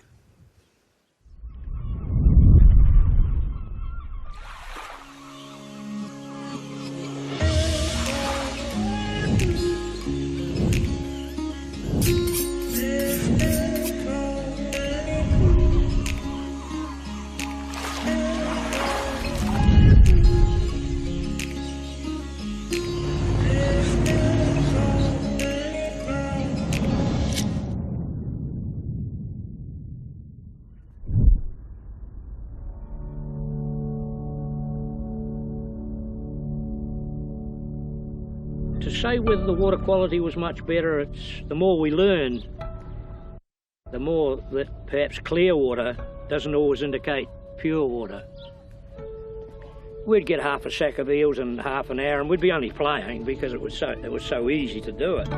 So when I listen to people nowadays about a lot of eels, they really haven't seen a lot of eels. They think they have, but they haven't.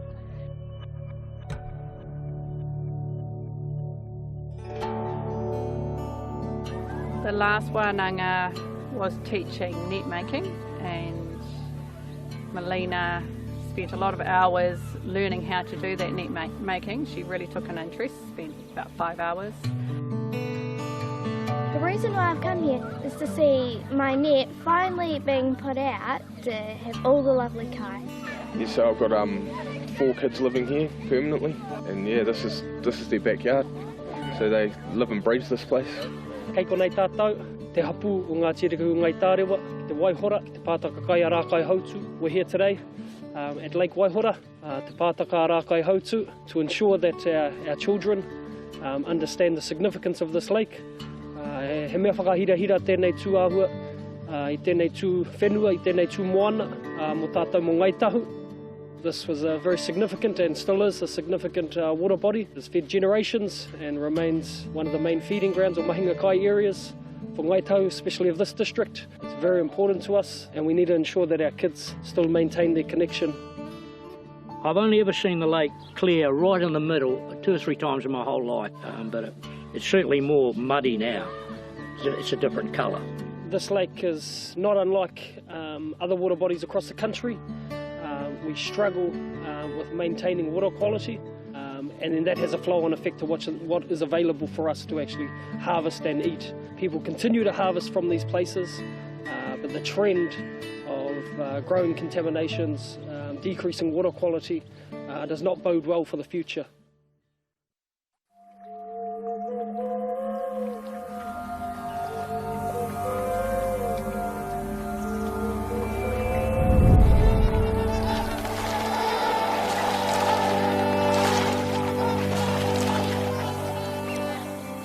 The first thing I thought when I saw the lake was, the first word I thought was beautiful.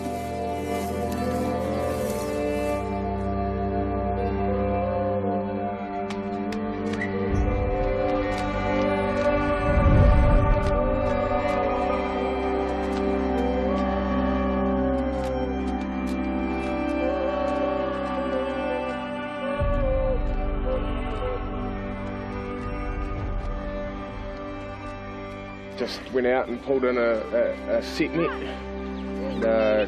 mostly black flounders, a few whites. I think we've got about 3 whites out of about 50 flounders.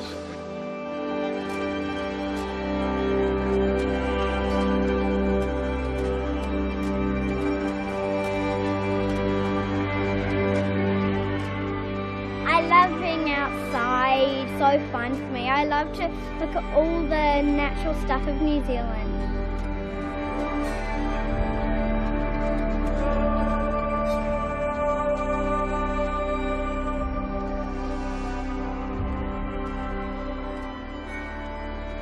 Yeah, a lot of fishing. Yeah, it's just first-hand knowledge to them, really. Yeah, they don't realise not all kids go fishing, all the time.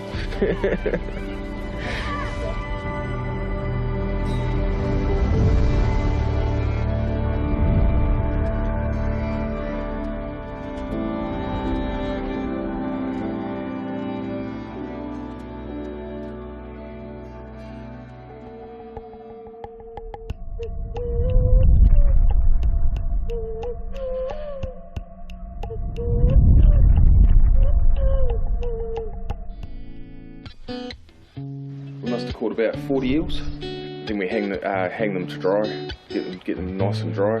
Makes a big difference.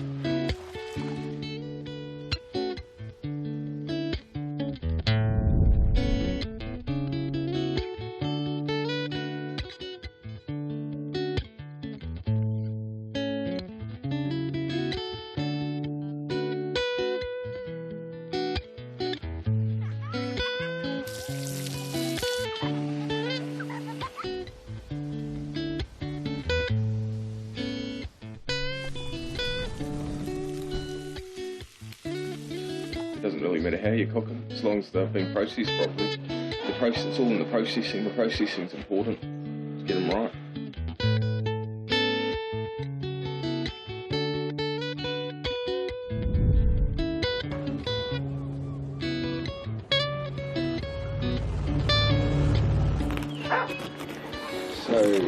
So we split the eels. They're split from the back and pull the backbone and the puku out at the same time. So we hung them last night and they should be ready by tonight. Basically you need to put this brown sugar on it and you need to rub in the salt in to get all of this slimy stuff off. Sometimes it takes a couple of days, sometimes it takes 6 or 8 hours. It's very important to us, to the practices of actually harvesting the food, processing the food, and then providing the food to our guests and our manuhiri, and also to ourselves.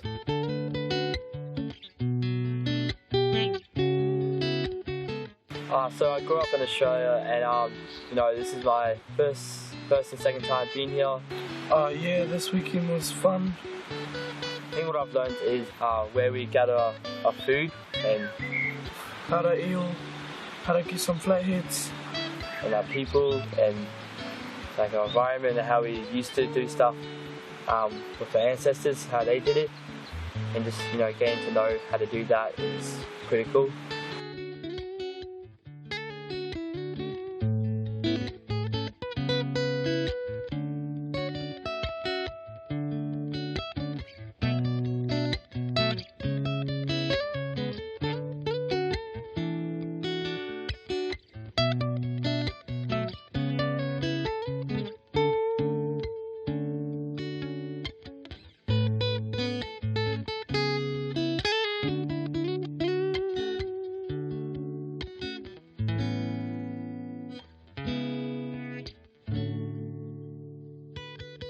Do you like eel?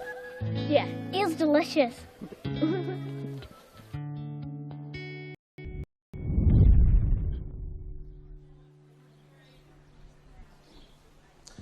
A kai aku rangatira ko tonu mai ki tēnei papāhotango Ngai Tahu, tēnei te tuku mihi atu ki a koutou katoa, kei taku taha, ko te puti o te takiwā, a Melanie Tainui, kia ora rā. Kia ora. Now tell us, Waitangi Day, why is Waitangi Day important to you? Waitangi Day is so important to the whānau here at Onuku. We have been really pushing for the establishment of Takapuniki for many years. When Takapuniki was a site that was our original occupation site here in the peninsula, and it actually is part of a catalyst for the introduction of treaty into New Zealand. So it has a really big, deep history, and so that in accordance to the history of Takapuniki, and the signing of the Treaty of Waitangi from Pioraki and Iwiko, how important is it to come to Onuku, to be a part of our whānau here, to celebrate the achievements of some of our rangatira of the past? Ka pai now, growing up in Onuku, tēnei takiwā ata huarawa atu, tell us some earlier memories of this place. Our memories are stamped quite firmly within these hills, within this place.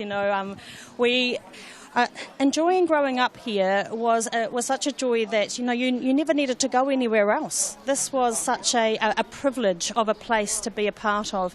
The whānau around in here, I mean, they've been a part of my life forever, but they really did encourage us to know our place here, to know who we are, and that this is our takiwā, and we have connection, and we love just being around each other and being here. We love hosting, so and this is an opportunity for us as a whānau to come together and really host other people and show everyone how much we love this place. You guys are the hostess of the mostest. With that, can you tell us the significance of Onuku? What makes Onuku Onuku? What makes Onuku different from any other marae? I'm trying to pluck out different stories in my head.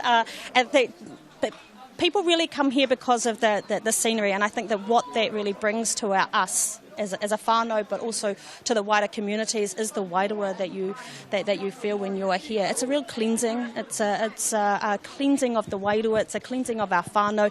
And when you come here, all worries are away. That they're gone. And we used to have the saying that time stands still here. Yeah. Now, the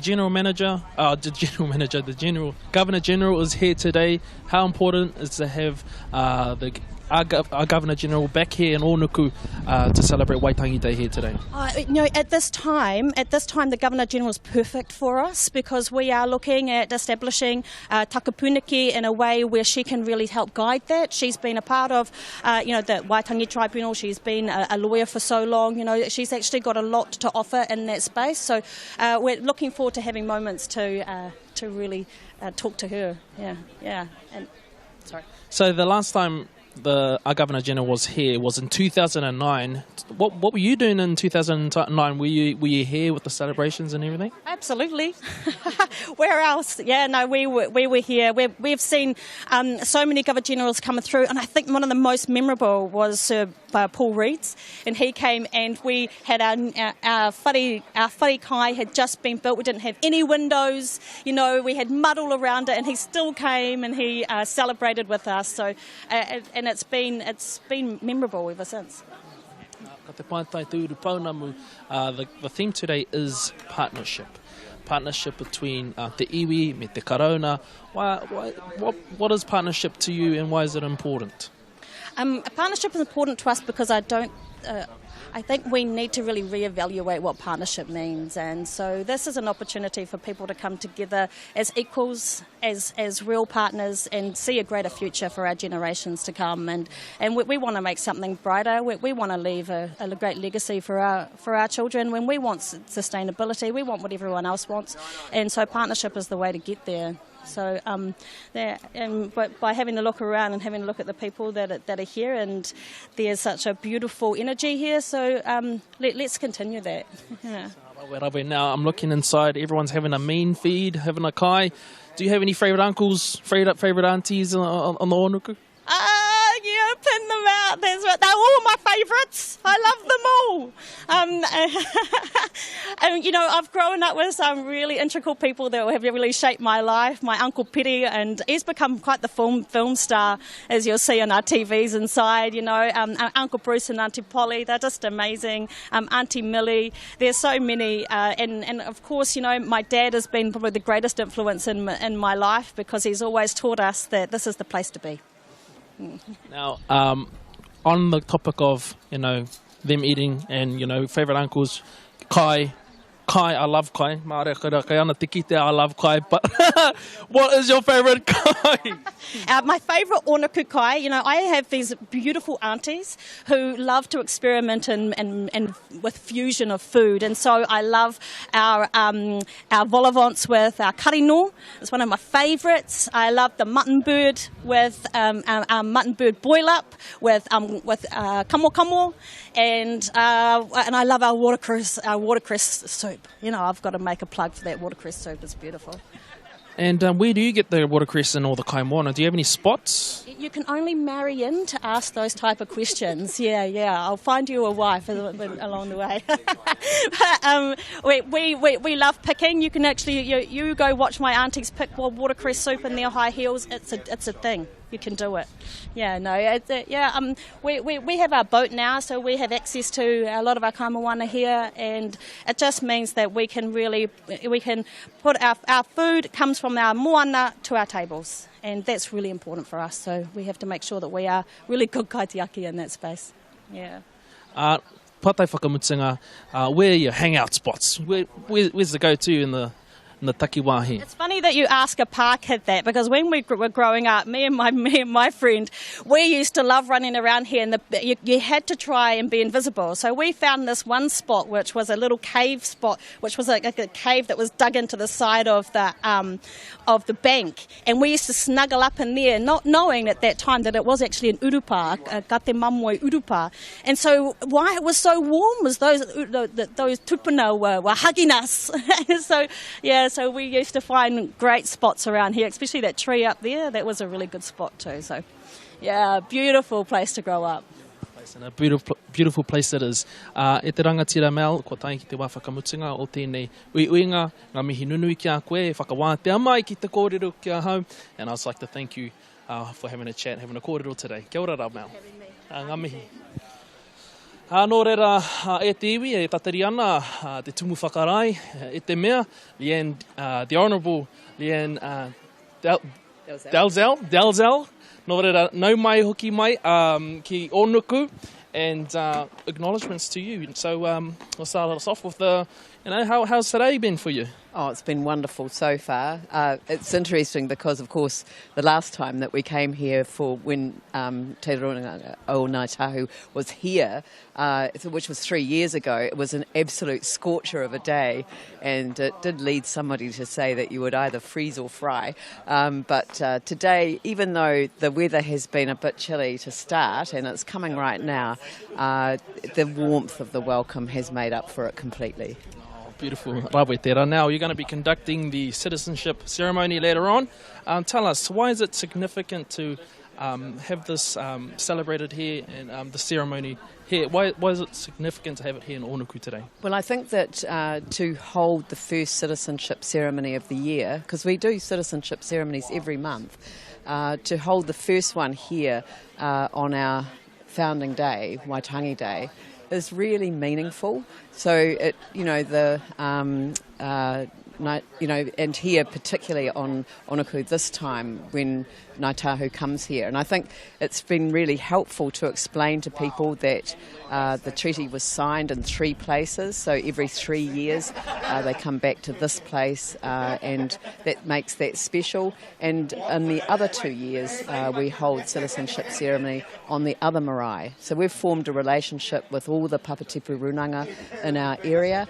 We've formed our own standing committee with all the chairs of our committees, along with the chairs of the Papatipu Runanga as well. Te Hono Nā Council, Nā Papatipu Runanga Committee. So, and it's really good that we've developed that relationship. So holding the Citizenship Ceremonies on Marae, on Waitangi Day is really special. Now, do you have any specific memories of Ngai Tahu? What can you tell us about from your experience with Ngai Tahu? Well, I mean, I was born and bred in Christchurch, but I think that probably the most significant moment in all of our lives was the signing of the settlement. And, I remember coming here one year and talking to one of the kaumātua, and they talked about the importance in the actual piece of legislation that was passed, that the first thing that is recorded is what happened. So it's the record of the grievance, the wrongs that were perpetrated. And then there is the apology. And I remember him saying to me that without the apology, there is no moving on, there is no settlement possible. And it was that whole concept, and children understand this really clearly, that you own up for what you've done, you apologise sincerely, and then you find a way of redress. And that, to me, the most meaningful moment is seeing that signing. Now, Kaharoa, Manihira, what did you think of the wero that was taken this morning at the pōwhiri this morning? The Kaharoa is amazing, and I know that he was just, it was an outstanding performance, and to have him acknowledged on the marae for that outstanding challenge that he laid down to the party coming onto the marae was amazing. I felt so proud of him. I guess partnership is the theme for Waitangi this year. So, can you elaborate on the importance of partnership and mahitahi and haere pokohiwi tahi, shoulder to shoulder, and just being collaborative and working together? Why it's important to have a kaupapa like this today? Well, I think that what we know about partnership and collaboration is that you can achieve so much more when you work together. And there is that phrase that says that the whole is greater than the sum of the parts. And so when you can bring different perspectives, different worldviews, different approaches together, and really focus on what it is that you're trying to achieve, I think you can achieve a lot. So it's a great kaupapa for the day.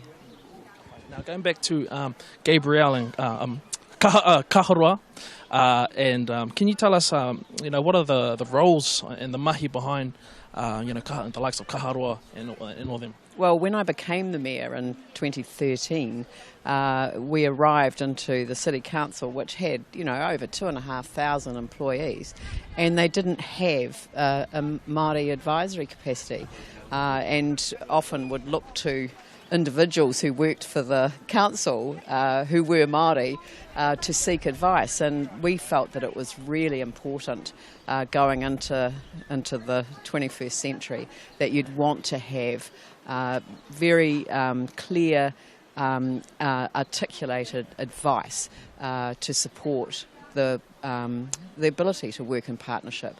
And so both Akaroa and Gabrielle were brought on by the council as building that capacity. And talk about yourself and your role as a mayor of Christchurch. Tell us, how's the journey been so far for you? Well, it's been an interesting journey because, of course, I was 23 years a Member of Parliament before I became the Mayor of Christchurch. And I think that the earthquakes really changed the direction of a number of people's lives, and mine included. So I guess I'd never really expected ending up being the Mayor of Christchurch, but it is an honour and privilege to be so, and particularly on a day like today. And of course, 2019, a very big year for you with the local body elections. What do you have in mind to achieve this year? I would really like to, there are a number of things I'd like to achieve. I mean, we're chlorinating our water at the moment, so I have to say that's top of mind is getting the chlorine out of the water. But actually, water is going to be a huge issue, and really understanding, the fact that it, belongs to us all, and what we can do to really, resolve some of the challenges around what is a precious resource. So I guess water's going to be a big issue, but for us as a city, we'll be looking to the global settlement with central government and kind of moving on into a new phase of regeneration and renewal. Well, Leanne, thank you so much for taking your time out to have a kōrero with me. Ngā mihi nunui ki a koe, e whakawātea mai ki te kōrero ki a hau, and kaha ki a koe me tēnei tau, and good luck to you for this year. Piki, kia ora rā. Thank you very much. The Honourable Leanne Dalzell e wha mano reira. Ko tērā te uinga, ki te tokorua ngā rangatira, ngā mana kua hara mai ki te tautoko i tēnei kaupapa o Waitangi, tēnei rangi whakahirahira o tātou. Ai, he rawe hoki tō rau a kōrero hoki. Te kōrero mai tēnei marae me te kōrero mai te rohe hoki. Mai Melanie Tainui me Leanne Dalzell hoki. Dalzell, tikata. Dalzell, tikatera. Ko ia te mea, te tumu whakarai o tautahi he puku kaha ia, hard worker, for tautahi tō tātou taone. Engari, e hine, I've been asking everyone, their favourite kai. Yeah, I've actually noticed that. What's your favourite kai? Kōrero mai, te kai, he mahanga kai. Engari, ko te kai tino rawe, ko ngā peanut M&Ms. Oh, okay. Ai. Ko mōhio au keo. Ai, ko keo te rai ngā wā katoa. Mena ka kai koe i te kai moana, hea to tino kai moana. Oh. O kai marae rānei. Well, funny story. My dad used to make me eat the hua in the paua, which actually really turned me off having paua or anything like that. Nā te mei ki aia, hine kai te pai tēnei, ko tēnei te kai o ngā rangatira, ko tēnei te kai pai. he tino pai tēnei mo tō tinana. So I'm like, okay, cool. Kai te hua, kāre pai tērā. Engari, I like cream paua. Right? E tahi wā ngā kina? Kina. Yeah, what about you? Tawa e hoa, e orite ana ngā kai. I love every sort of kai. To be honest, I can eat anything. I don't know. Today has been fantastic. It's been awesome. So far, what are your highlights? My highlights have been the whittle at the start. That was mean. Also, my highlights have been a little bit of the kai. Kua kai au itse o te kai. So there was some mutton bird actually in there, which was amazing. Engari, I think my main highlight has been just the wairua i tēnei rā, It's just a wairua of partnership, a wairua of coming together, and a wairua of not just coming together as in Māori anake, engari coming together as rohe, as Aotearoa katoa. And yeah, it is a really beautiful feeling to be here, and the wairua ki kona I tēnei rā is beautiful. What's your highlight? My highlight today has just been, seeing the whānau, seeing everything. I've been pretty much here all day, just e whakahaere ana I tēnei papahotanga. Right. But, I know that you are singing this afternoon. You and Hemi I knew you were going to do this. Tō tuarua. I mōhio. No, do you know what? Me if I sing, me waiata koe hoke. Me waiata māua. Māua tahe. Tūtira mai ngā iwi, tātou e. Tūtira mai ngā iwi, tātou e.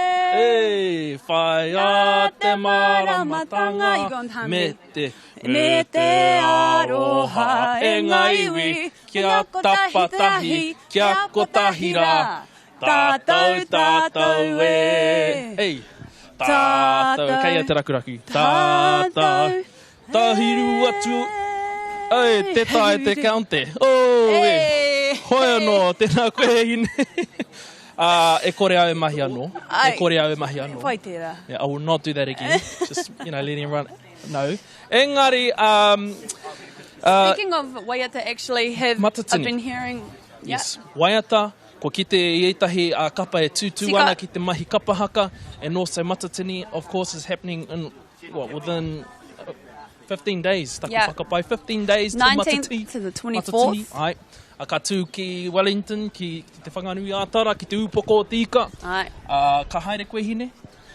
Kaore au e haere engari, kai te mātakitaki au I ngā kapa katoa no te Waipounamu nei. Kai toko ana ngā kapa e toru, ara ko te Poutu Māro, ngā manu a tāne, and of course, te ahi kāroa. Nā mihi nunui ki ngā kapa e toru, e whakakanuhi ana I te Waipounamu, I a Waitaha.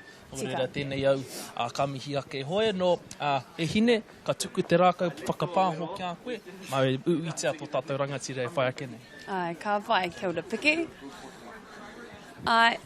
So we are actually so honoured I tēnei rā to welcome you, Governor General, Her Excellency, the Right Honourable Dame Patsy Reddy. Kia ora.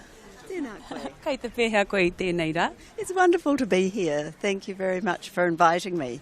It's a little chilly, but it's nonetheless the rain has stayed away, so it's a beautiful morning to be celebrating the Treaty of Waitangi with a significant part of New Zealand. A significant part historically. Obviously, there were a number of signatories in the South Island and 2 signatories right here at Onuku. So it's wonderful to recognise that connection that we have for the founding of the modern New Zealand. For people who are at home who may not know exactly what the Governor-General does, because you do a lot in Aotearoa nei, could you explain to them exactly what your job entails? Well, it's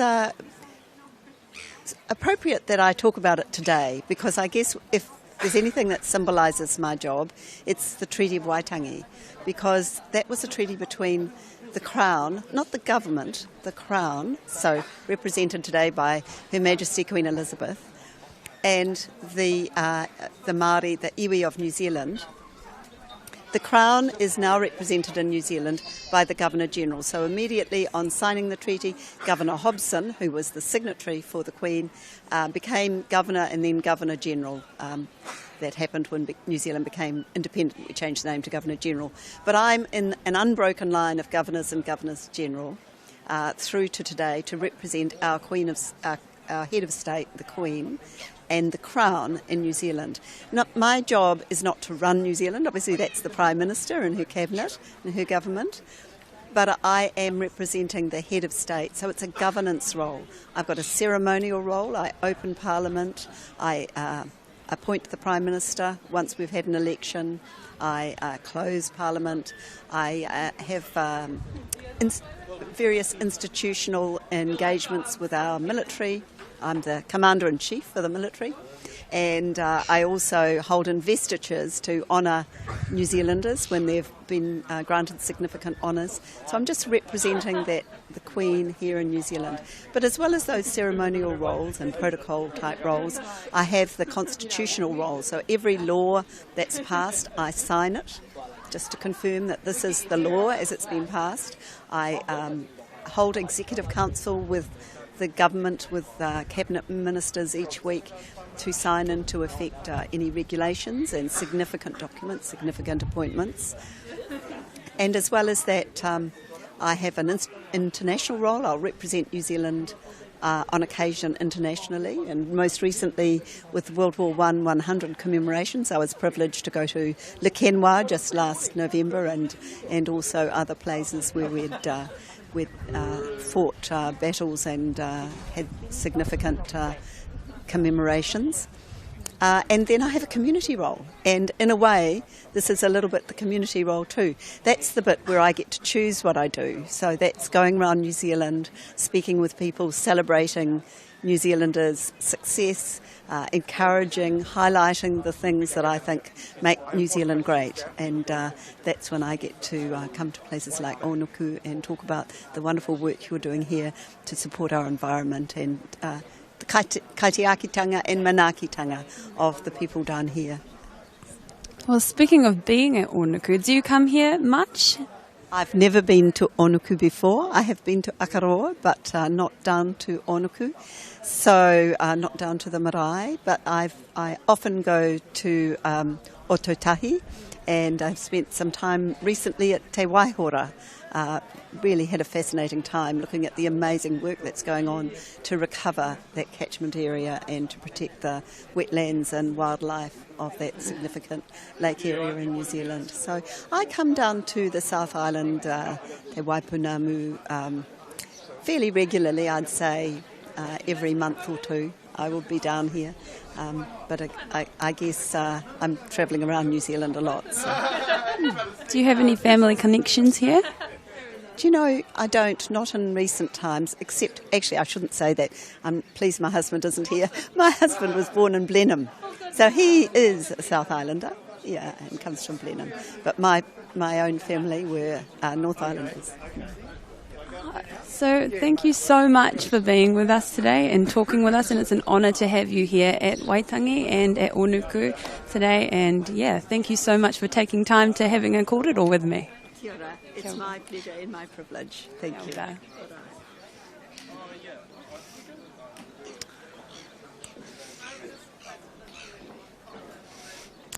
Her Excellency. Ai, tika. I pēhea tērā? I rawe hoki tērā. Ai rā. Nā ora. Pēhea nā ngā whakahairetanga I tēnei wā, so, you know, how's today been for you? And how was that? Well, how was that? That was one of my highlights. Nā te mea, she kind of holds this way about her that is just so royal. Loyal. Royal. Royal. Ai. Oh, royal. Ai, he tino taumaha tērā. Engari, I just love her korowai as well. The korowai that she is wearing is super beautiful, and it really represents, you know, te Māoritanga, te Māori. Me tēnei rā, me tēnei rā ara ko Waitangi, and yeah. Kai aia te mana te Māori Tika. O te karauna, ka uhi mai, ka hara mai tērā mana, ki roto I tēnei āhuatanga, hei whakamana, hei whakanui I tēnei rā hira, tēnei rā, te mahitahi. Te mahitahi, te iwi, me te karauna, te kāwanatanga me tātou te Māori. Nō reira, you know, it's been a very good day. Engari, he nui tonu ngā kaupapa ne, e whaiake nei, so I know tonight what's happening. I know there's some rangatira, ngā kai waiata, korokoro tūwi, e hara mai ana, ki te waiata, hei te ahiahi. Ai. Me ngā kōrero hoki, mai Lisa Tumahai, me se tā tipene hoki, kai tā haere, rawe tērā. Nā te mea, they can go in depth with tēnei rā, you know? Mōhio rātou, they walk the walk. So ka tae rātou, te talk the talk. Ara, tērā te kōrero. Kia mōhi Waitāhu o tāra kai mua i a koe, ui a koe ra e huki mai ana i taua ara, ui a koe ra e mōhi ana ki taua ara e takahi ana e koe. Nō reira, i runga e tēnā, e tatātu ana tātou ki te wā kia whakaronga ake, ki ngā rangatira, ki ngā tani whahiku roa, ki ngā tangata whai mana o tō tātou iwi o Ngai Tahu, ka tuku, ka tahuri tātou, ki te whakarongo ki ngā kōrero on the speeches today, and Tā Tipene, very interesting to hear him speak. He's always got those little pearls of wisdom. Always. Yeah, akoranga. The mic drops. The mic drop, tika tau. And of course, Lisa Tumahai, tō tātou kai whakahaere, he kōru ana mo te anga whakamua, our strategies, and, putting, koia te kai arahi o tēnei waka o Ngai Tahu, and leading us into the future. And I just can't wait to hear her whakaro o ngā take nui e hangai puana ki tēnei rā o Waitangi ana ko te wai Māori, me ara tuahuatanga kareka pia ngā kōrero, ka waiho mā ngā rangatira e mōhio nei ai whakamārama ki tōna iwi, ki tō rātou nā whakaro o tō tātou waka whakamua nei, anga whakamua, koke whakamua. Engari, I loved how the Governor-General also brought up the wetlands, and that's the reasons why they're coming down to te Waipounamu hoki. Te mea he rawe tērā ki te kite kai te manaaki rātau i a Papatūānuku hoki i tēnei wā.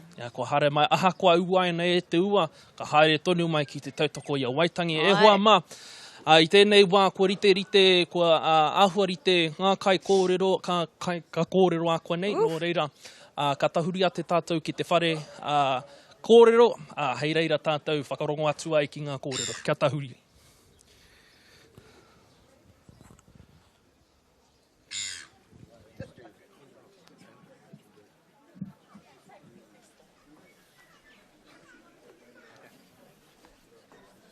So welcome back.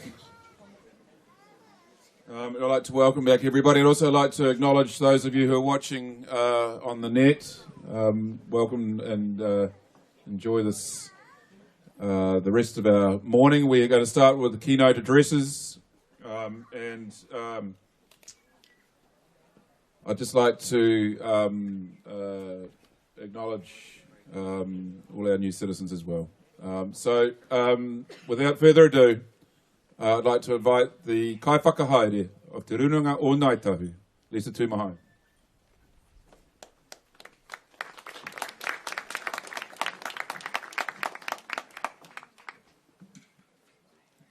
Tēnā koutou katoa, nā mihi mahana kia koutou. Tēnā koe, Dame Patsy Reedy and Sir David Gascoigne, tēnā koe, nau mai, taiti mai. And the Honourable Leanne Dalziel, our Mayor of Christchurch, and to our Honourable Megan Woods, here representing the Crown today. So kia ora, and thank you all for being here. To those of you who have come from far and wide, and to our other VIP guests and our new citizens who are going through their citizenship today, tēnā koutou katoa, nau mai, tauti mai. A very warm welcome to you all and to our whānau and our local community.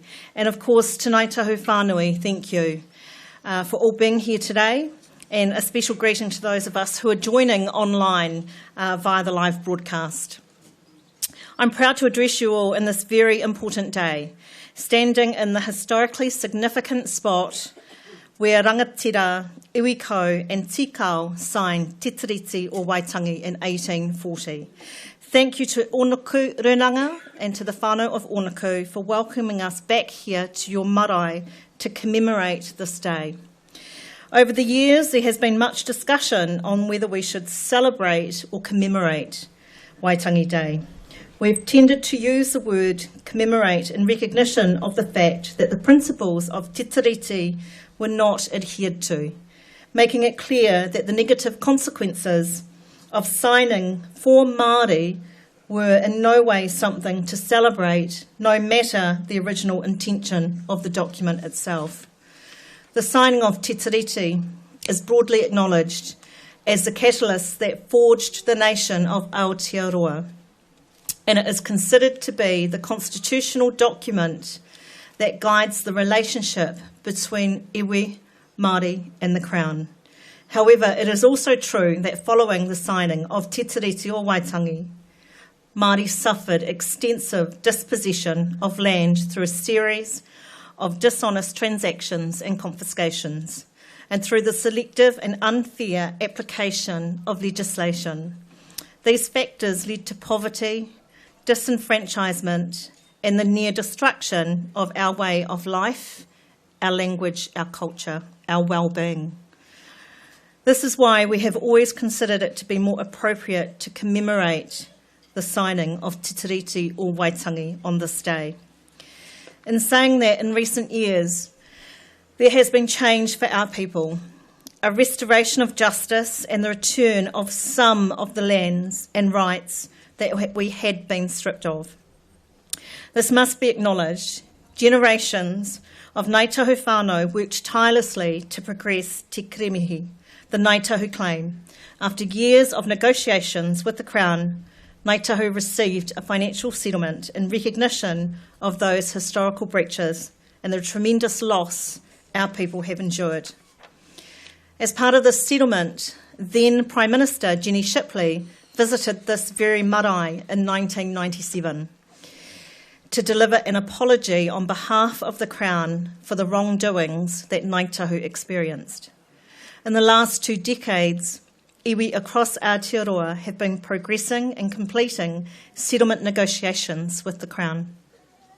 This is a frustrating process which requires immense compromise on behalf of iwi, but it is also a process that can bring some healing after generations of hurt and loss. These steps mean that Waitangi Day is now an opportunity to breathe life into the principles of partnership enshrined in Te Tiriti, and to realise the hopes that our ancestors held when they signed Te Tiriti. Hope that iwi Māori will be able to exercise rangatiratanga over our lands to protect our precious resources, including fresh water, and to address the impacts of climate change that are already being felt across Aotearoa. The hope that all citizens of Aotearoa will embrace te reo Māori and that iwi will be empowered to ensure our language and culture thrive. They are a taonga which enhance our country's unique place in an increasingly homogenous world. The hope that Māori will no longer be disproportionately represented in all of the worst social statistics across Aotearoa. The hope that rangatiratanga will have the opportunities that enable them to succeed in their education and participate in a truly multicultural society. To me, all these hopes are something to celebrate. There is still much to do before they are realised, but events like today reassure me that we can work together to create this bright and essential future.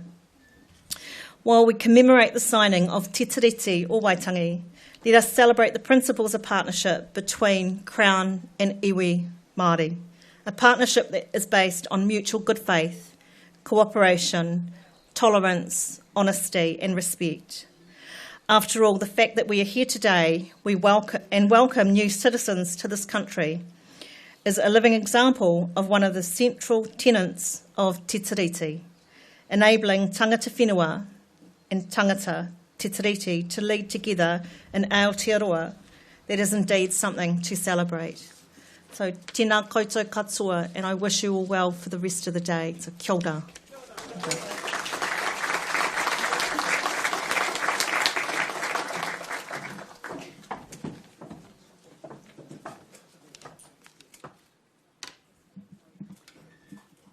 Kia ora, Lisa. Thank you. In continuing on with Lisa's kōrero, I'd just like to add that it wasn't that long ago when Waitangi Day was a day that hardly anybody knew was happening, apart from the fact that it was a public holiday. So the prominence of Waitangi Day in generations to come will become something that will be more looked at as a building block for our future and revered. Well, certainly our kids will see it like that. Certainly we are starting to look at it like that now. Without further ado, I'd just like to invite our rangatira, Tā Tipene O'Regan to the stage. Kia ora, Tipu.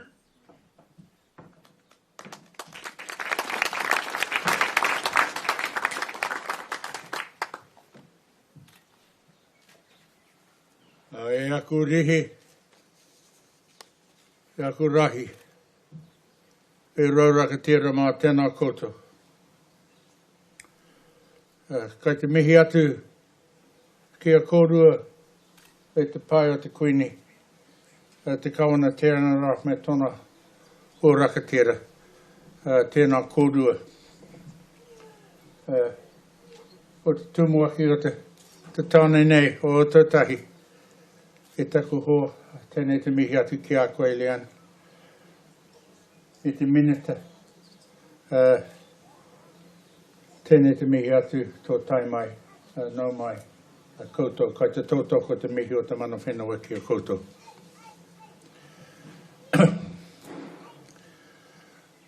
On this day, 12 months ago, I delivered what was declared to be my final Waitangi Day address on my own marae at Awarua. There was, and are good reasons, both medical and domestic, with the domestic argument, of course, being the more forceful, as to why I should withdraw from public speaking. My resolve for finality in the closing of my oratorical book has, however, been broken, and I have consented to my own exhumation. It was Winston Churchill who observed that in politics one should not commit suicide, as one might live to regret it. Now, from long experience, I can assure you this is equally true of Ngai Tahu politics, except that I do not regret my decision to consent to my own exhumation. Why not? Because it offers me a public opportunity, Your Excellencies, to pay tribute to your respective personal contributions to the treaty processes which we celebrate today. In part, Sir Mark Mark has already referred to this in the Pohiri. Dame Patsy, your contribution to the settlement in Tauranga Moana was notable and widely respected. Your support, Sir David, in the long-drawn and hard-fought struggle to reclaim the lands of Takahanga Kai Kaura, in which the remarkable Maru Kaitatea now stands, will not easily be forgotten. I could as well refer to the reclamation of Titi Island title, the statutory recognition of our traditional runanga, and other areas of difficulty on which your intellect has alighted on our behalf. Rere atu, ka mihi o Ngai Tahu ki a kōrua o ene mea. Kati, I move those thoughts to one side and reflect that it was from August 2011 until November 2013 I was privileged to act as the co-chair with Emeritus Professor John Burrows. We chaired the Constitutional Advisory Panel. Essentially, we were tasked with engaging in a nationwide conversation with a broad and representative cross-section of New Zealand, of the whole of New Zealand society, and to find what our people wanted by way of constitutional arrangements. How did they want Aotearoa New Zealand to be? The most evident result of the structured inquiry and administrative and academic effort was that most people, Māori and Pākehā, have practically not a clue of what they did want Aotearoa New Zealand to be. On the other hand, though, they had some pretty clear ideas about what they didn't want. It would be improper of me today to identify the political party which most characterises this principle. Of course, everyone was in favour of fairness and equality and being a bit richer, although this was usually expressed somewhat modestly in Kiwi code. Interestingly, meetings in St Heliers with conservative middle-class Aucklanders generated similar patterns of response to meetings on our Maraean Bluff or amongst urban Māori people in Hastings. It was, however, also evident that Māori groups tended to engage more easily with concepts derived from a treaty dialectic, although admittedly only provoked by questions, and virtually all participant groups, Māori, Pākehā and migrant, had absolutely minimal knowledge or understanding of New Zealand's constitutional arrangements. It's important to note, though, that this near-total absence of knowledge or understanding has never been a barrier to the formation of political opinion. Despite the notion that a sentient and well-informed electorate is the theoretical cornerstone of all our high-flown ideas of democracy, practically no democratic society anywhere in the world manifests this much quoted but rarely evident characteristic. Contemporary discussion of fake news and alternative facts only sharpen the view on any prospect of informed and considered public opinion. To yet again resort to Winston Churchill, the best cure for a too confident view of the virtues of democracy is a 5-minute conversation with the average voter. It is important, though, to avoid an overly cynical view of our society and what passes for our political culture. Whatever we think of the quality of our media, journalism or our politicians, it's only fair to say that New Zealanders would have a very low tolerance of the extremes of informational chicanery that's now common in other comparable societies. And reverting to our Constitutional Advisory Panel, a lot of people were very positive about participating in the conversation about our Constitution and our Bill of Rights. And they did so with evident goodwill, however sceptical they were that any attention would be paid to their views. When the panel was announced, an enraged right-wing and racist blogosphere ventilated at length about a devious state-sponsored device to enhance the constitutional status of the Treaty of Waitangi. Members of the panel were posted on white supremacist websites wearing eye patches to indicate their one-eyed character, and a lot of hate mail was generated, virtually all of it around the treaty and assertions of Māori greed. They needn't have worried. They needn't have exercised their anxiety so much. Māori opinion on the constitutional status of the treaty turned out to be reasonably evenly divided across three options. First, there were those who wanted the principles of the treaty firmly embedded in a single document, written constitution, and able, therefore, to have the force of superior law. Next, there were those who didn't want a bar of that. They didn't want the treaty in any constitutional statute which could be modified by the power culture's parliament having a bad hair day. This group had a profound distrust of the state and its processes. Another took the view that the treaty was too tapu to be exposed to the grubby hands of parliamentarians and dog whistle politics.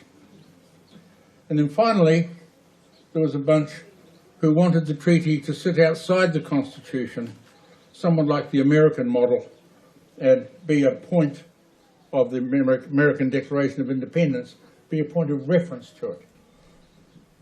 As I have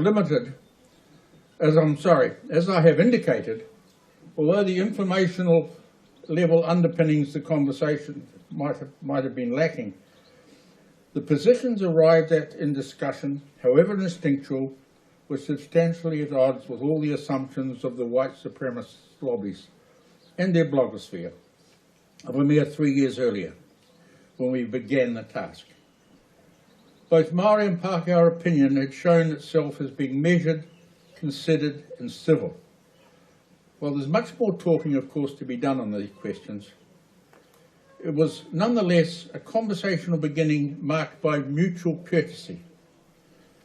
In my view, it provided a useful vignette of what the term a civil society should look like. In contrary vein, The famous 2004 political speech entitled Nationhood, delivered at Orewa, created a media firestorm that was almost successful in changing the government of the day. It managed to tumble the Clark Labour government into the ill-considered foreshore and seabed mess, create the New Zealand Māori Party.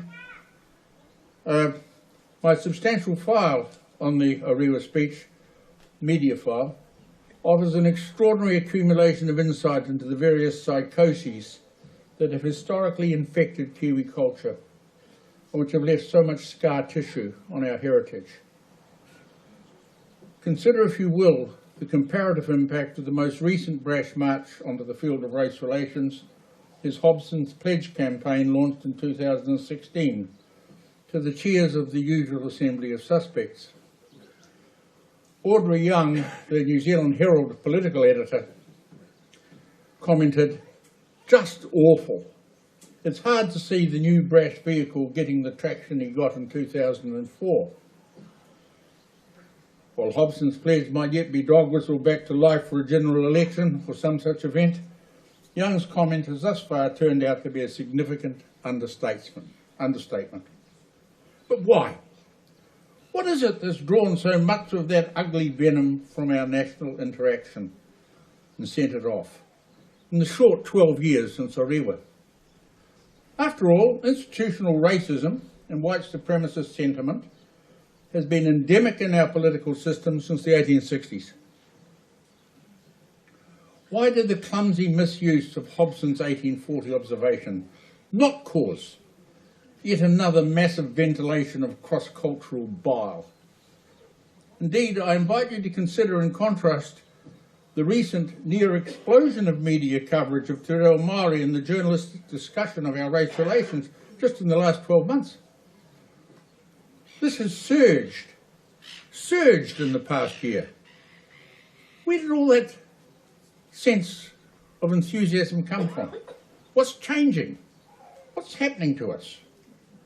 Well, I believe we can say with increasing confidence that New Zealand has advanced over the past decade into a mode of much greater mutual acceptance in respect of race relations, and indeed our willingness to celebrate the bicultural dimension of our shared heritage.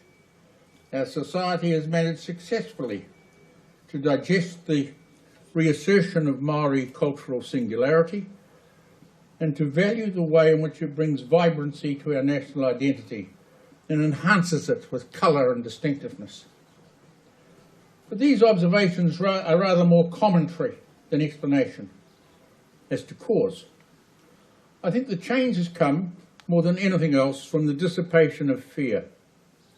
Fear of treaty settlements, fear of enhanced Māori self-confidence, fear of the other.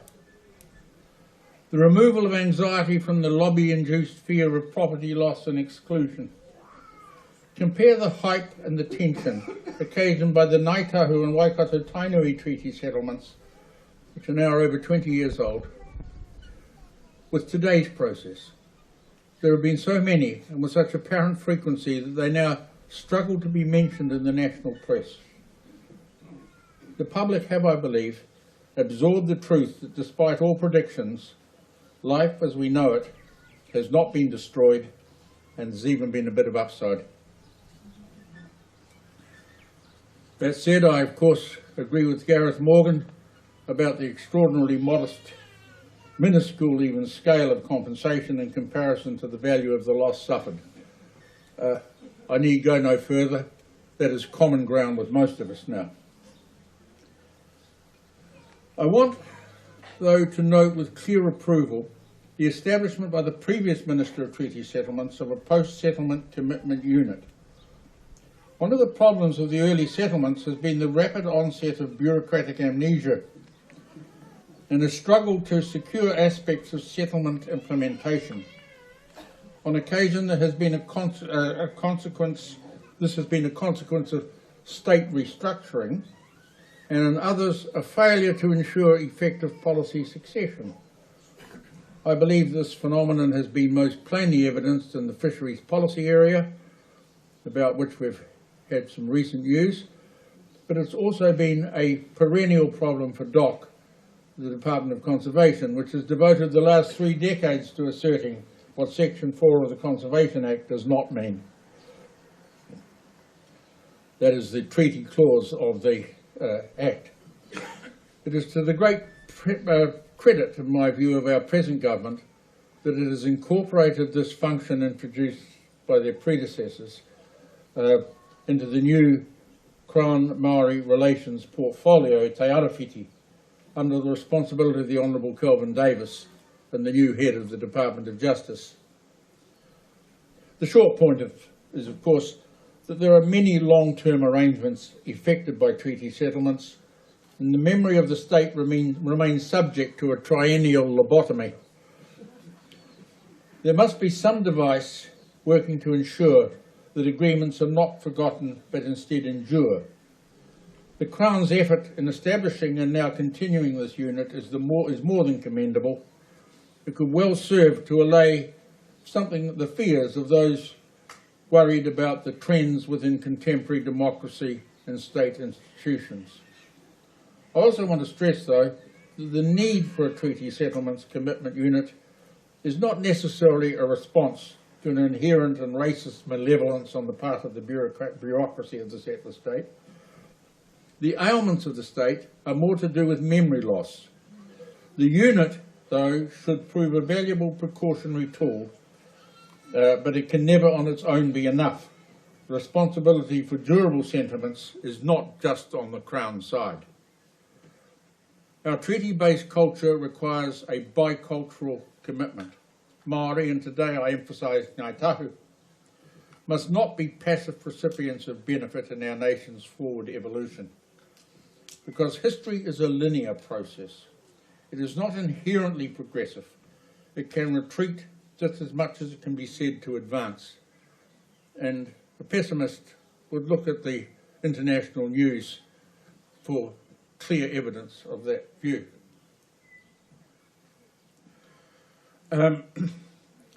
Gains can be lost if they are not claimed and reclaimed. The recovered status of the treaty in our society and our political culture could easily be reversed if Māori and Pākehā were to succumb to movements such as we see strewn about us by contemporary Western populism. Our gains must be protected and reinforced by use and attention. If they are not actively cared for and consequently fall into disuse and are forgotten, they will have become lost by our neglect. The neglect I speak of is not the neglect of the bureaucrat charged with meeting the state's obligations. I speak of the neglect by the beneficiary iwi. If we Ngai Tahu forget the 8-generation journey we commemorate today, since the signatures, then we betray the constancy and the dream of those generations. If we fail to perpetuate and constantly renew our faith in the treaty and its principles, if we fail actively to protect and refine the continuing relevance of those principles, then they will recede and they will wither with neglect. The fact that we may see our customary rights as being self-evident does not automatically render them self-fulfilled. They must be constantly defined, redefined, articulated, re-articulated, wrestled with to make them real and invested with life. You may take the view that's a somewhat overblown way to refer to water and fish and kelp and birds and eels. I make no apology for the emphasis, though. These are matters that go to the heart of Ngai Tahu identity. They are central to any meaningful vision of what our intercultural relationships might in future comprise. That discussion is currently too far contained within the Māori leadership elite, and certainly within Ngai Tahu's leadership elite, but not sufficiently the subject of a comprehending awareness on the marae or within our wider tribal community. It must be broadened and socialised beyond administrative and litigational struggle between our representatives and the Crown. In contrast to other New Zealanders and iwi Māori, the Department of Conservation remains the biggest single presence of the state in Ngai Tahu life. Its political support lobbies are systemically hostile to our customary rights. Our own people on the ground have a sense of this territory, but like the Constitution perhaps, little understanding of the issues. Perhaps the greatest single gift of our leadership could be to offer our Ngai Tahu people and their gift in turn to Aotearoa New Zealand would be an enhanced understanding of those rights and the nature of the effort required to regain and secure them. There is one further major theme to which I wish to advert. It is the need for Māori, and again Ngai Tahu in particular, continue to address the demographic reality of Aotearoa and to strategically locate a vision in that reality. At the half century, more than 30 odd years away, a mere 30 odd years away, there will be roughly twice as many New Zealanders as there are now. As I understand it, some 25% of them will not have been born here, which I understand is roughly the current figure.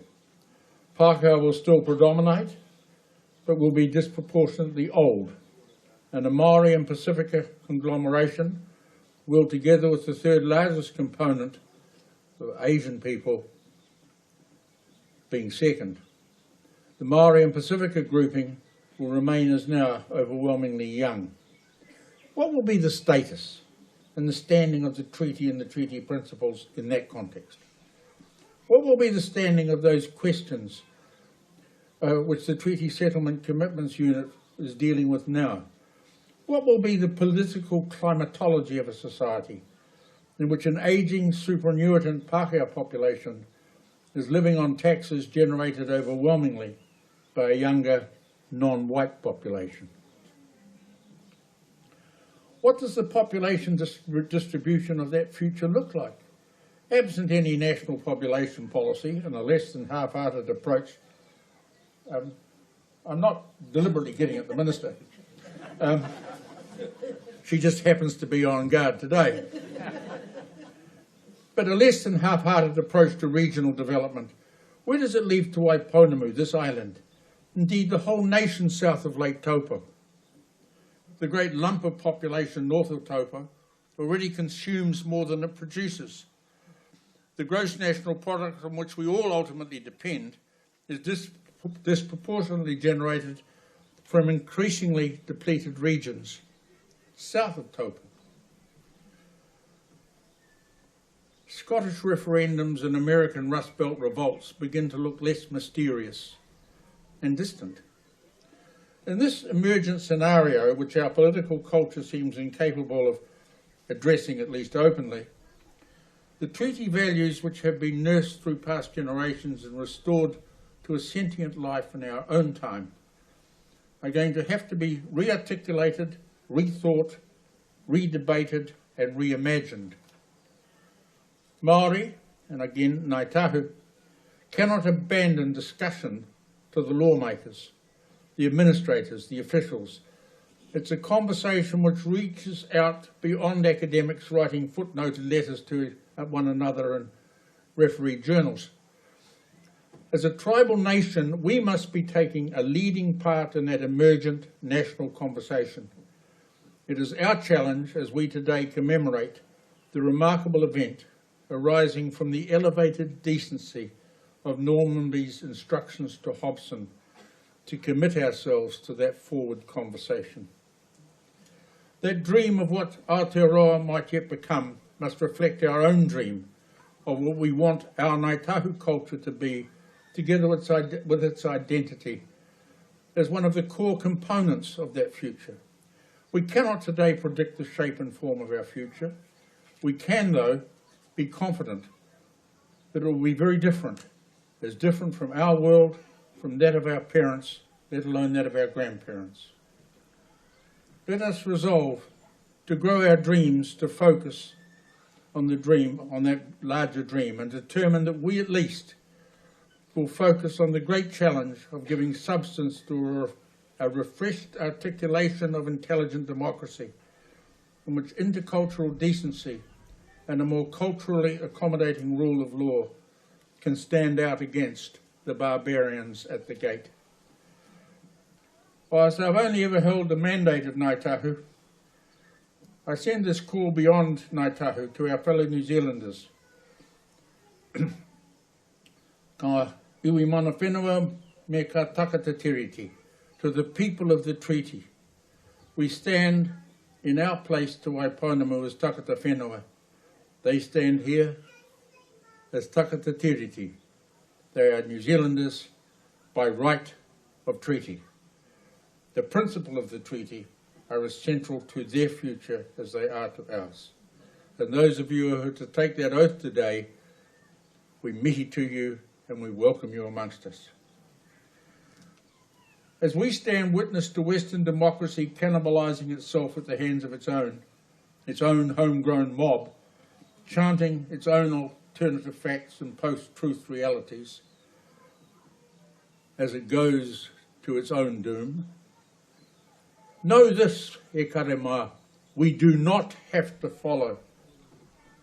Our geographical loneliness gifts us the possibility of shaping our world around our own central values. But those values, like those of which I spoke earlier, must be claimed and reclaimed and not permitted to wither through neglect. Our history as a Ngai Tahu people over those 8 generations has been a history of reacting to, coping with the growth and operation of a colonial settler state. We have now reached a point where we must see ourselves no longer as the damaged and dispossessed victims of the New Zealand project, but as a part of and contributors to the development of what this nation might yet become. We can now afford to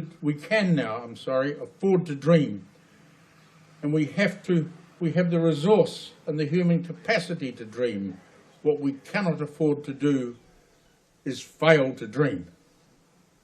At the heart of that dream must be the constant process of continual reclamation of the remarkable compact we commemorate today. Whatever the actual intent and mutual understanding of the parties of 1840, or indeed the misunderstandings, it has provided us with an historical foundation, a heritage on which we can stand our future. The challenge for Māori, for Pākehā, and all the tangata tiriti who have come to comprise Aotearoa New Zealand is to build on that shared accommodation of each other's culture, to relish and value our diversity. We must grow our dream. The feathered kākahu of the treaty must adorn us and warm us all. Ma te huru kākahu o te tiriti whakamahana ki a tātou. Aoraki matatu.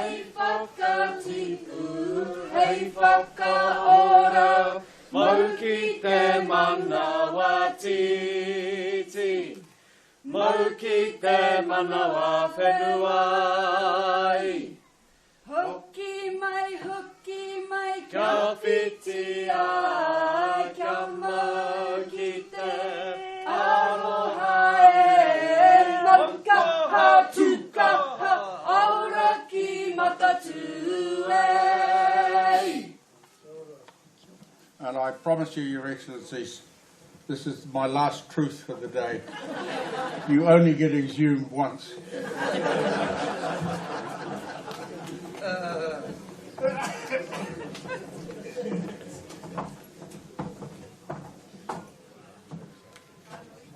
Kia ora tāti pene.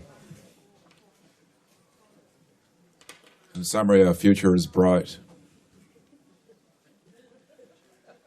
especially when we have people like Tā Tipene guiding us. So, and also it's really important, as one of the things I got out of that kōrero is that it is important that we never forget. Because if we forget, then we're not going to go forward positively, so it's important to remember. So, without moving on, because I can notice it's starting to precipitate a little bit, so I'd like to invite the Right Honourable Dame Patsy Reddy to the stage for the Governor-General's Keynote Address. Kia ora, Pat.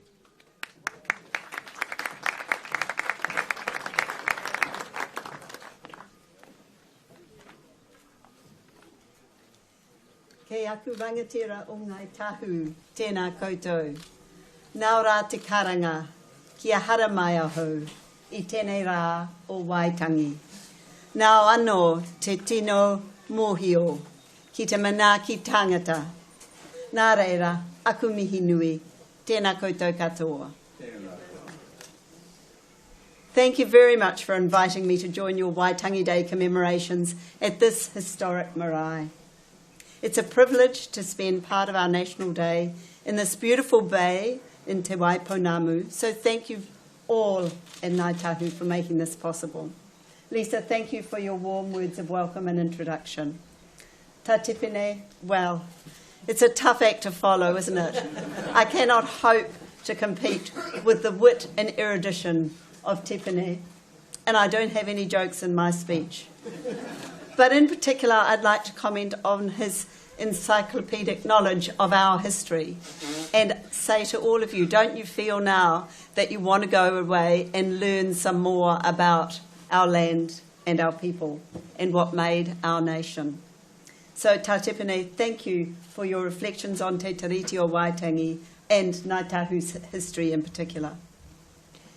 In my role as Governor-General, and because of my previous experience as a Chief Crown negotiator in treaty settlement negotiations, I am very interested in the discussions about our constitutional arrangements and the evolution of our treaty relationship.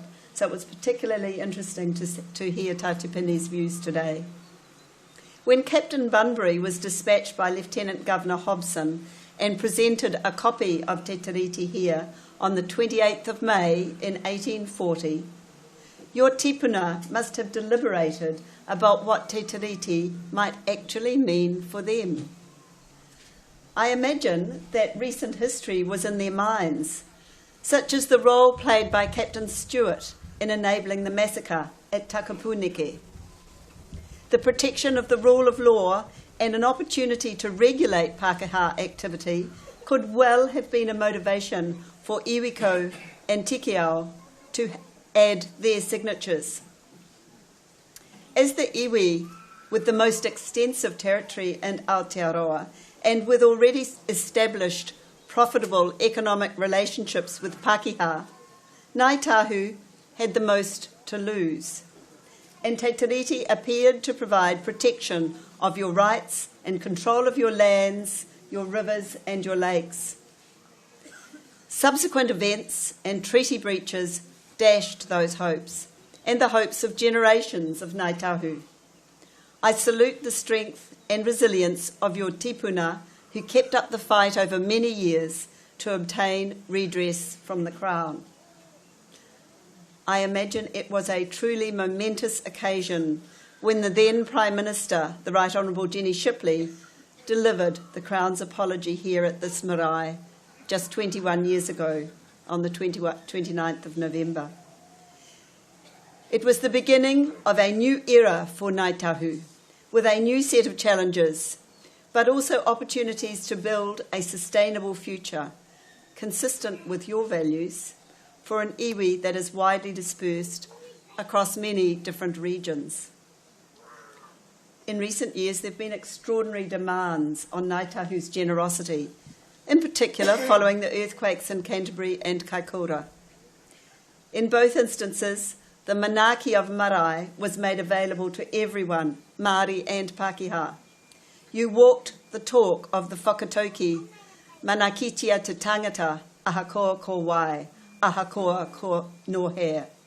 Take care of others, no matter who they are, no matter where they come from.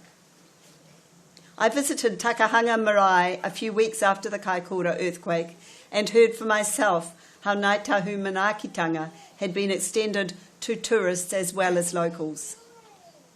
And as part of the steering group for Canterbury's recovery, Ngai Tahu has, I understand, played an integral role in the rebuild of Ōtautahi, and in the process has endured a visible presence for Ngai Tahu heritage and enterprise in the city. On my last trip there, I visited Tūranga with the Mayor, and I was so impressed to see how that vision was embodied in the architecture and facilities provided in that building. Ngai Tahu has become an influential partner with Crown agencies, local government, the private sector, and our communities.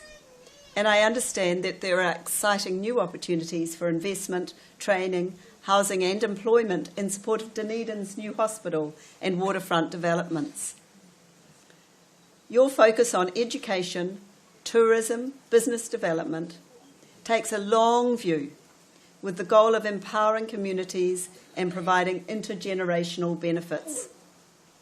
Given your history, I'm confident that you will approach that goal with commitment, enterprise and vision, thereby making a significant contribution to our nation. Later today, in my Bledisloe address in Government House in Wellington, I'll be mentioning my visit to Te Waihora last year and how impressed I was with the collaborative efforts between Ngai Tahu, local government, farmers and scientists to improve the well-being of the lake and its catchment. Te Tiriti, our nation's unique model of partnership, demands principled action, respectful communication and commitments to high ideals. Kaitiakitanga, the responsibility to care for our environment, rests with all of us. Your climate change strategy's emphasis on education, lifestyle changes, sustainable business practices and mitigation will stand you in good stead in the challenging years ahead. It is a model for us all. So once again, thank you for allowing David and me to be part of your commemorations today. I do wish we could linger for some of the other events on your program, but as we are hosting several thousand people at Government House in Wellington this afternoon, we will have to keep to our schedule. I wish you all the best with the rest of your day and your plans in the years ahead. Hei ao te rangi ka uhia, he huru huru, te mana katoa. Tēnā katoa katoa.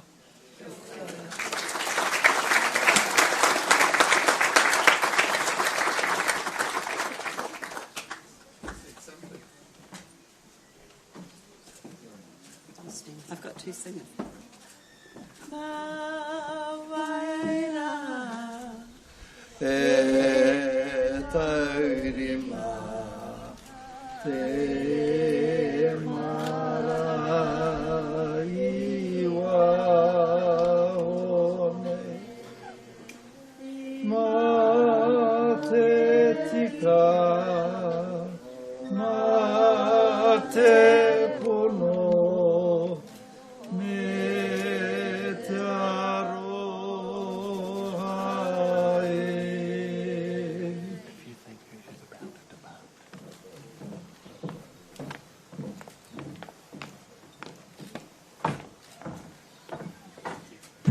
Thank you to Your Excellency for your delivery.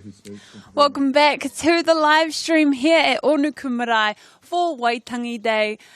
You just watched awesome speeches from Lisa Tumahai, the Kaiwhakahaere at Ngai Tahu, and the Governor-General, and also Tā Tipene o Regan Hoke.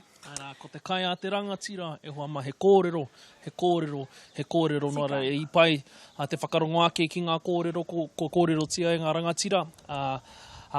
Tuatahi, hei kaupapa whakanui e tēnei rā o Waitangi, me o rātou mōhio, o rātou whiako, i roto i o rātou nā wā, i a rātou e whakatau ana i ke te kōrero mō Tā Tipene. Ia, e te puake ana, e mahi ana, e whakatau ana i te kreme o Ngai Tahu. Me o na whiako, na mōhio, me o na whakaaro mo te ana anga whakamua, mo te apōpō, mo te anamata. Kamutu ko Lisa Tumahai hoki tērā, te kai whakahaere o Ngai Tahu. E tuku ana I ngā whakaaro o Ngai Tahu I tēnei wā me ona hiahia, ngā wawata, tērā te kōrero mo tātou mo ka uri amuri ake nei. Right, tika. And the Governor-General was actually flying to Wellington I tēnei ahiahe for the Blenders Low address. So she is not just coming down to Onuku and having a holiday ki konei, kei te haere aia all the way to Wellington straight after this. Tika kare kore koe tētahi tangata pukumahi, ka hiahia, te ao, te motu whānui, ia. Hei whakamana I o rātou rā o Waitangi. Tika. Engari, ina nei, we have a awesome video, one of my favourite videos. It is Ngā Ringa Toi o Tahu. Orera ka tahuri ake tātou ki tērā kiriata tērā whakaturanga I nāne. What's my favourite fashion? For me, I guess it's creating uniforms because they come from within.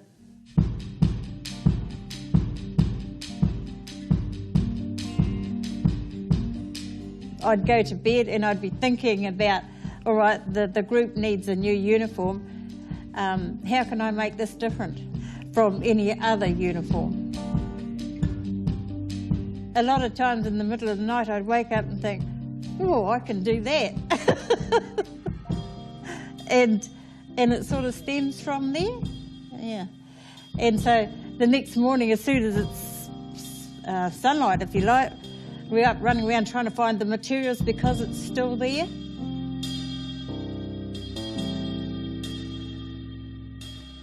It's going to be a nice day here, Auntie. Huh?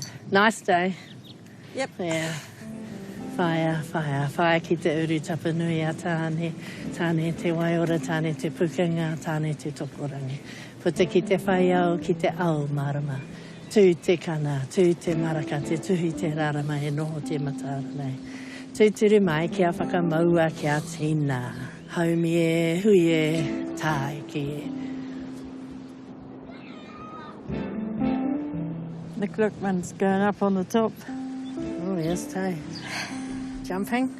Whoa, heck. Oh, that was close. You fell, eh? Yeah. Both her and I like to try different materials. Some say don't mix the sea with the land. But I don't believe that. Both of them have their own beauty, and why not have them together? It's like a marriage, you're quite different. True. And you come together. So I like to put pounamu with power, pounamu with feathers, and I do that a lot on the uniforms. I mix the both because of the beauty, because of the past. That was our people. And so I'm showing to the audience that we're carrying on the traditions of the past. We are one of the few rōpū that have full skirts. Our piu-piu and the bottom of our skirts represent Aoraki, our maunga, and Waitaki, our awa. The orange of our group represents Te Ahi Kāroa, the eternal flame, the everlasting love of haka that burns within us. Our pounamu tie us to here, to Te Waipounamu. They're a link to our ancestors of Te Taipotini. I feel like when Toa makes our uniforms for us, she's bringing the history and the knowledge that she knows with her, and she's putting them into our uniforms so that we can share them with everyone else. When this is finished and it wraps around my grandchild, he will have all his ancestors wrapped around him to make sure that when he is speaking, that he speaks for the good of the people. That's what it is for. A true rangatira is someone who looks after all the people. It's quite a lot of muka on here, and that he hopefully has the fibre that makes him the fibre of a man, will be nice and strong. And that as his cloak is woven, he too will be a wonderful man as he grows up, being wrapped in a cloak of love, which is what I call it, or a cloak of righteousness, really, so that whatever's right has been for our ancestors, hopefully this is woven for the mokopuna to do the same, that his actions will be right by the people.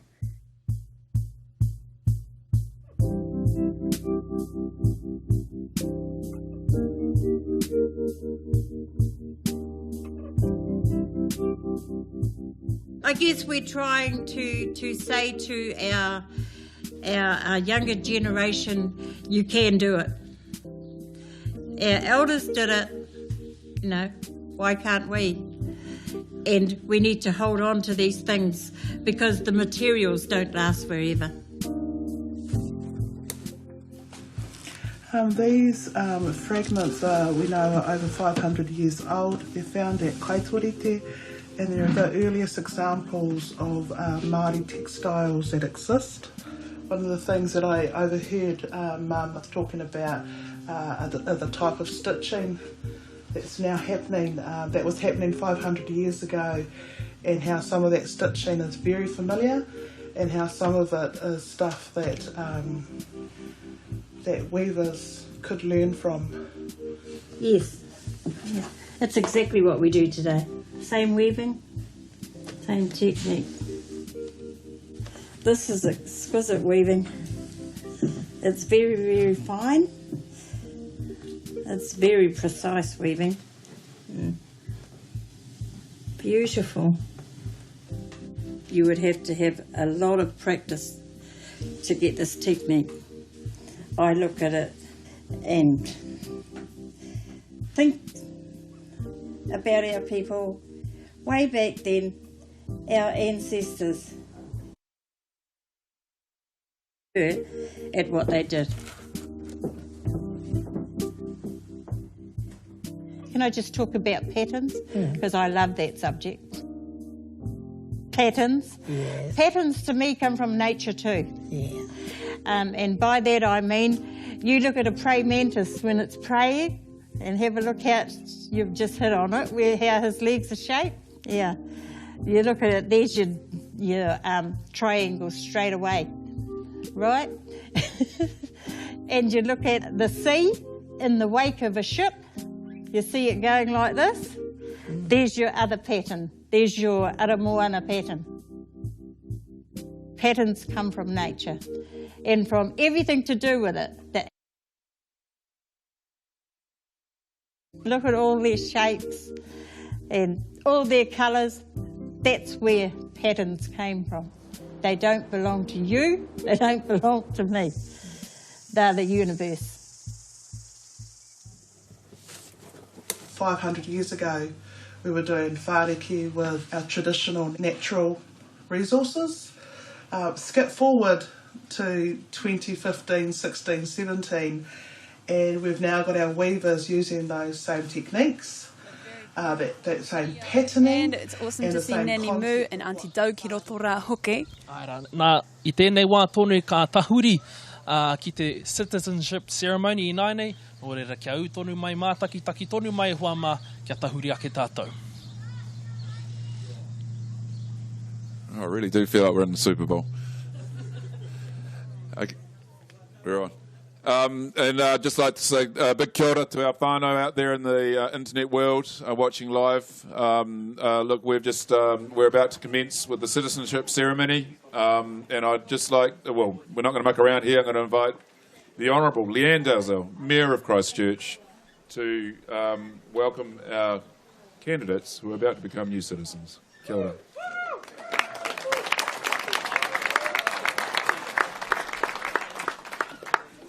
E te whare e tu nei, tēnā koe. E te pāpā ki waho, tēnā koe. E nā mate, haere, haere, haere. E nā mana, e nā reo, e nā iwi o te motu. E nā iwi nā hoe whā. Tēnā koutou, tēnā koutou, tēnā rā tātou katoa. I acknowledge and greet this place, the land, those who have gone before, the prestige of the occasion, the voices, the people of this area, and the people who have come from the directions of the four winds. I would like to acknowledge Lisa Tumahai, the Kaiwhakahaere, and other representatives of Te Runanga o Ngai Tahu. I will make special mention of Tātipine O'Regan, who has continued to be a steward for his whānau, hapu and iwi, who was here over 20 years ago at the Crown Apology, e te rangatira tēnā koe. To the mana whenua Ngai Tarewa, Ngāti Irakehu, tēnā koutou. To the whānau of Onuku, who have opened your marae on this day and have welcomed many to your region, thank you for your hospitality and generosity that you have extended to us and to our new citizens, the living embodiment of manaakitanga. Nui rawa te aroha o mātou kia koutou. I wish to acknowledge the partnership between the Christchurch City Council and our Papatipu Runanga. Te hono nā encapsulates what this day is. True partnership of te tiriti o Waitangi, where tangata whenua stand with tangata tiriti to welcome our new citizens. I acknowledge the special guests who have come to support this occasion, the Honourable Megan Woods, the Honourable Ruth Dyson, the Honourable Amy Adams and the Honourable Nikki Wagner. Can I acknowledge members of the Regional Council, Steve Lowndes as the Chair, and Councillors David Cagle and Cynthia Roberts. Can I also acknowledge my council colleagues, Councillor Andrew Turner, Deputy Mayor, but also the representative of this region. So I should really be welcoming you here. Councillor Jimmy Chen, Phil Clearwater, Glenn Livingston, Anne Galloway, and Yanni Johansson. May I, though, especially welcome the 52 candidates for citizenship representing 13 different nationalities: South Africa, Canada, Spain, South Korea, the Philippines, Malaysia, Cambodia, Italy, Fiji, the United Kingdom, India, Afghanistan, and Kazakhstan.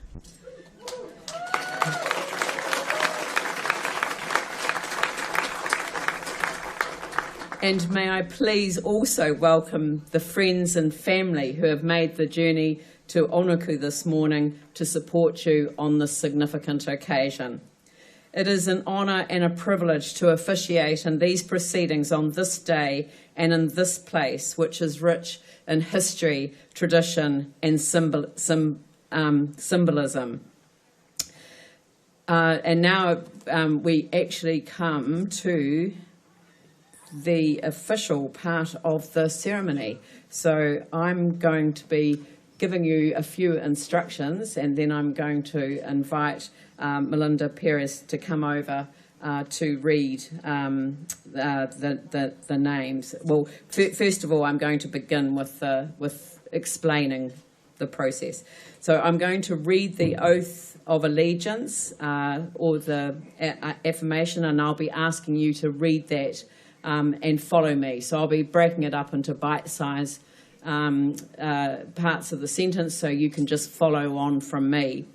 And the words are in the booklet that you have received. And after that, your names will be read out individually or in family groupings. And when your names are called, please step forward to receive your citizenship certificate. And then we will have a photograph to record the occasion. And I always say at this point, you can look at the most important person in this place, and that's Neil. And if Neil would like to wave. And normally we have candidates, we have 180 candidates, and I always say to them, I'm going to smile until every single one of you have got citizenship. You only have to get it right once. So, so I'll just invite you to be joyful. You will also you'll get the photograph will be mailed to you. You'll also receive today a tree, and I think some of the aunties are going to help with the gifting of the tree. It's a native tree and it symbolises putting down roots. So I think it's a very special gift to receive today. There's a book that the Department of Internal Affairs has published called Whiri Whiria Choice, which is the New Zealand citizenship story, and it does have a particular chapter on citizenship and the Treaty of Waitangi, and you'll also receive some information. No, we won't. Right. Okay, so we're going to proceed with the oath first, and so when I, for those of you that are taking the oath, you can hold your book of faith in your hand as you do so, and then I'm just going to say I, Leanne Audrey Dalzell, and then you say I, but fill in the correct name. Right. So, I, Leanne Audrey Dalzell of Christchurch. No, sorry, I apologise. They didn't put a line in there. So, I, Leanne Audrey Dalzell of Christchurch, Otautahi, New Zealand,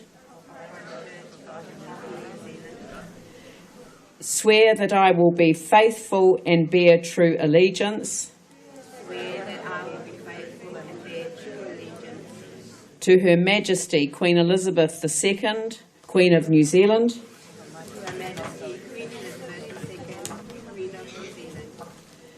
her heirs and successors according to law,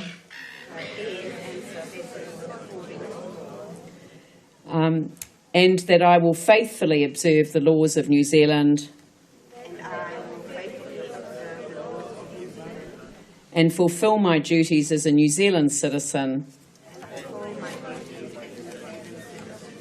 So help me God. Thank you. We could have a round of applause, I think.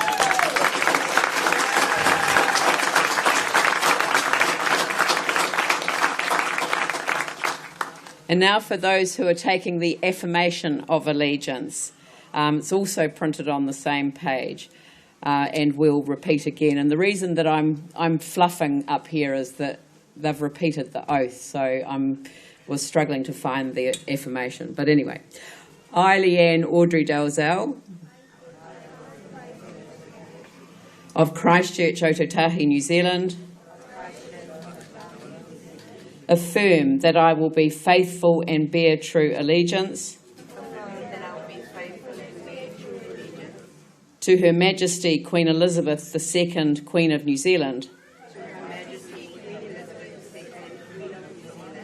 her heirs and successors according to law,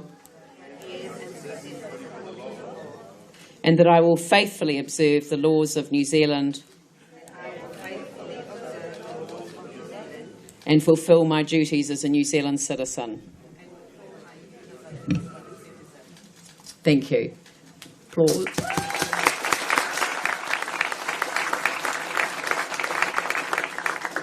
And now I'll hand over to Melinda, who will read out your names.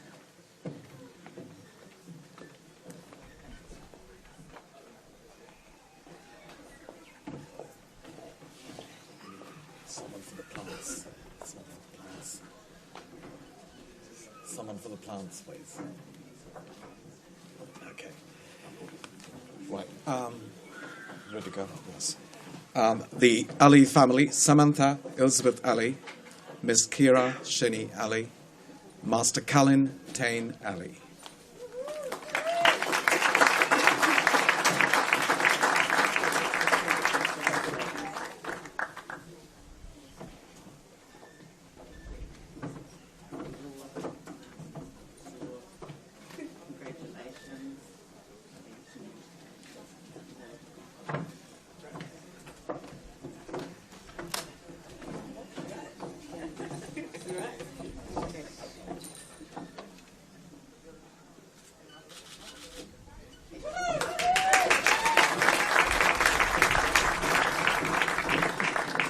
Mr. Llewellyn Gregory John Barteki.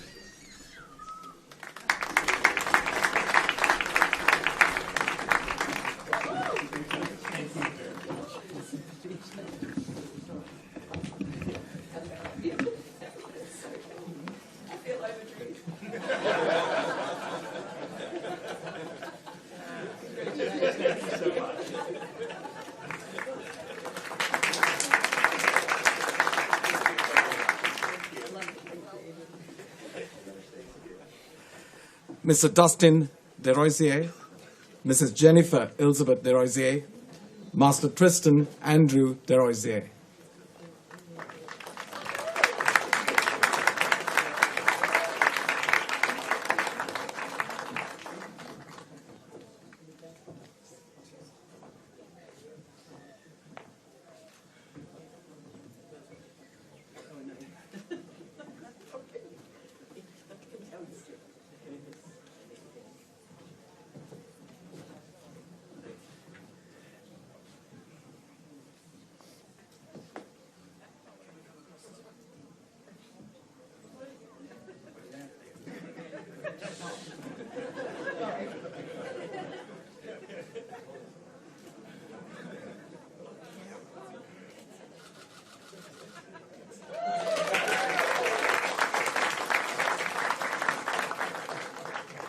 Mrs. Ana Flores Garcia, Ms. Javier Ruiz Saz.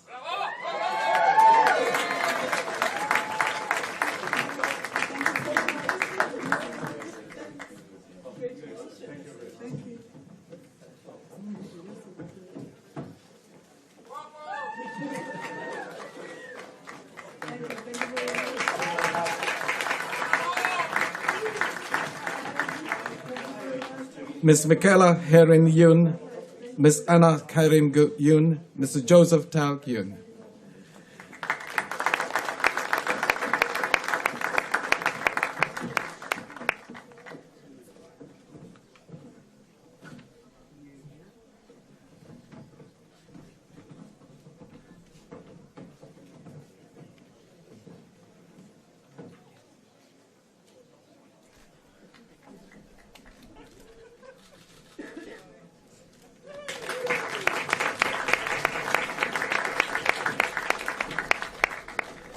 Mrs. Jeremy Joyce Patuga Lapiapo, Mr. Moises Cereso Lapiapo, Master Sid Zebedee Patuga Lapiapo.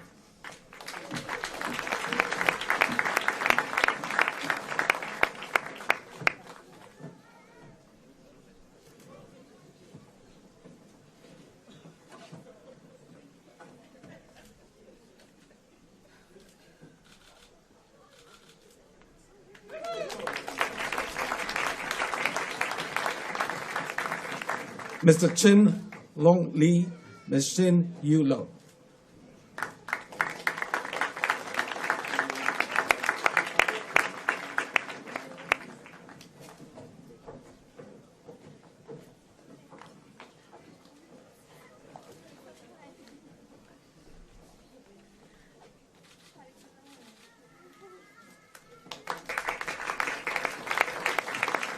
Mr. Nee Pen, Ms. Sambo Neith, Mrs.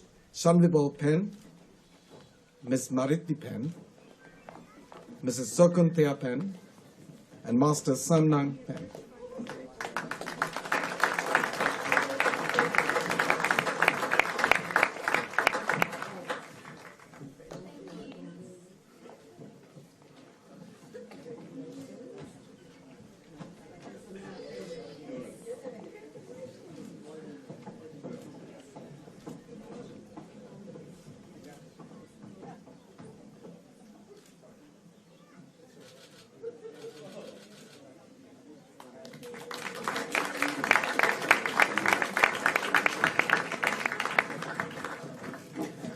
Mr. Alessandro Cadrelli, Ms. Francesca Ronchi, Ms. Marta Cadrelli.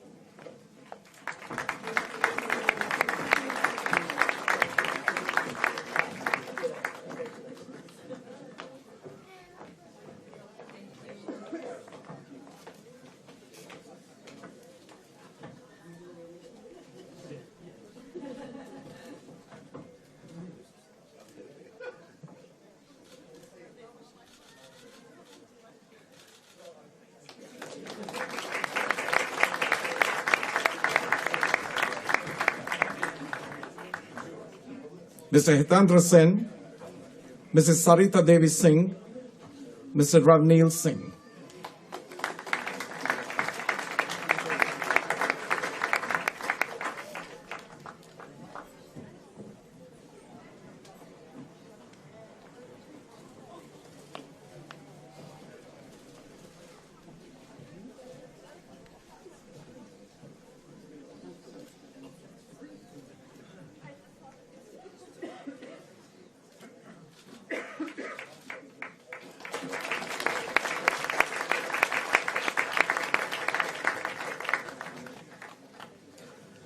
Mr. Adam Andrew Toos, Mrs. Melissa Ellen Toos, Master Rowan Sydney Toos, and Ms. Fern Victoria Toos.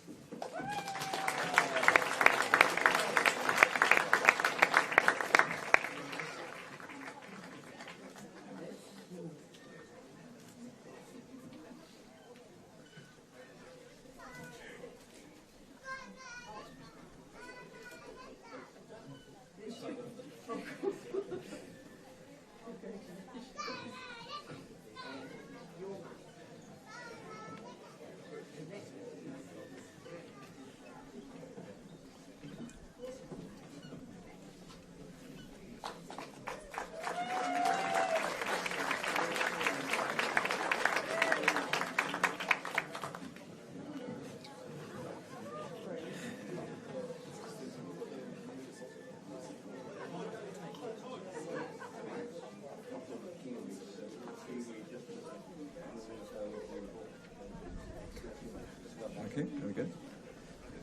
Mr. Rajdeep Singh Upal, Mrs. Amandeep Upal, and Master Gurkrit Singh Upal.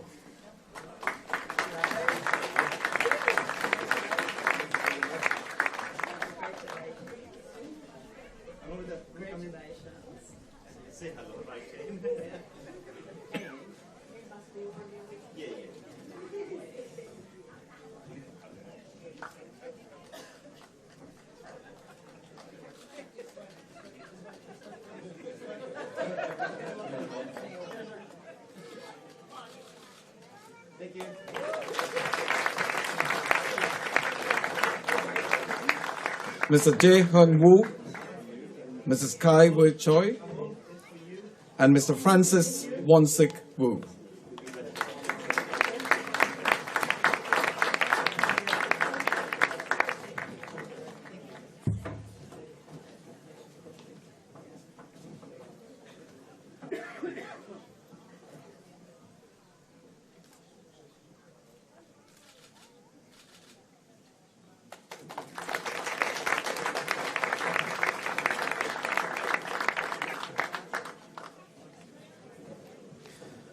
Mr. Juanito Tabala Batulat, Mrs. Lynn Saison Batulat, Mr. John Benedict Saison Batulat, and Miss Juan Lynn Saison Batulat.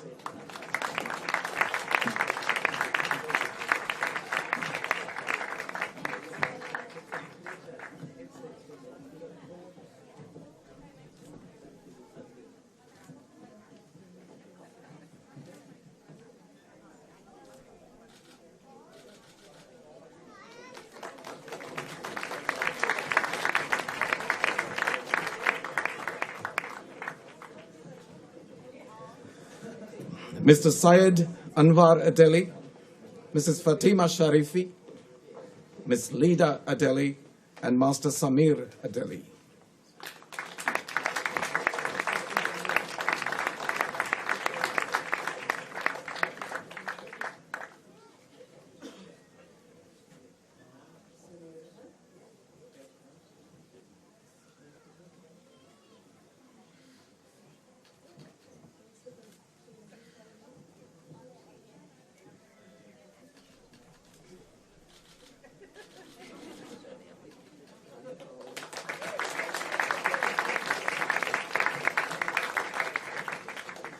Mrs. Leah Blasilda Remedio Ibanez, Mr. Louis Francis Torilo Ibanez, and Ms. Francie Lexa Remedio Ibanez.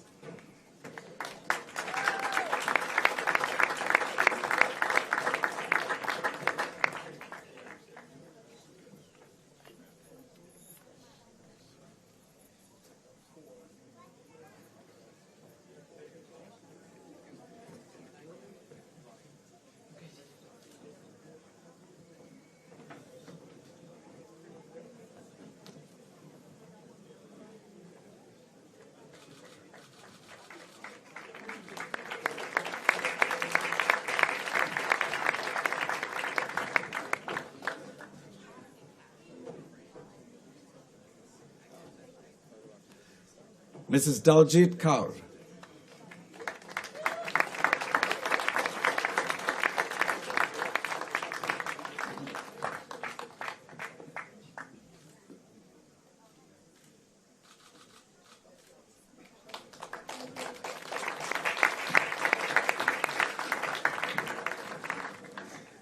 Ms. Katerina Glotova.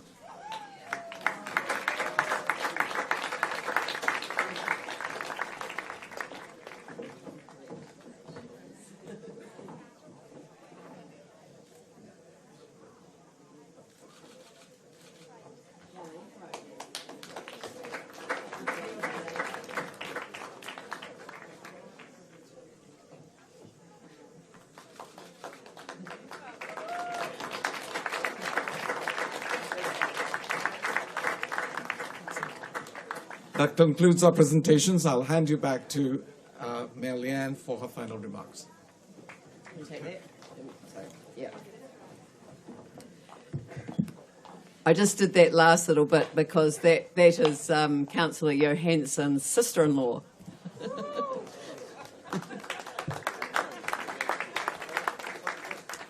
So, this is the bit that I love the most. May I be the very first to officially congratulate you as New Zealand citizens.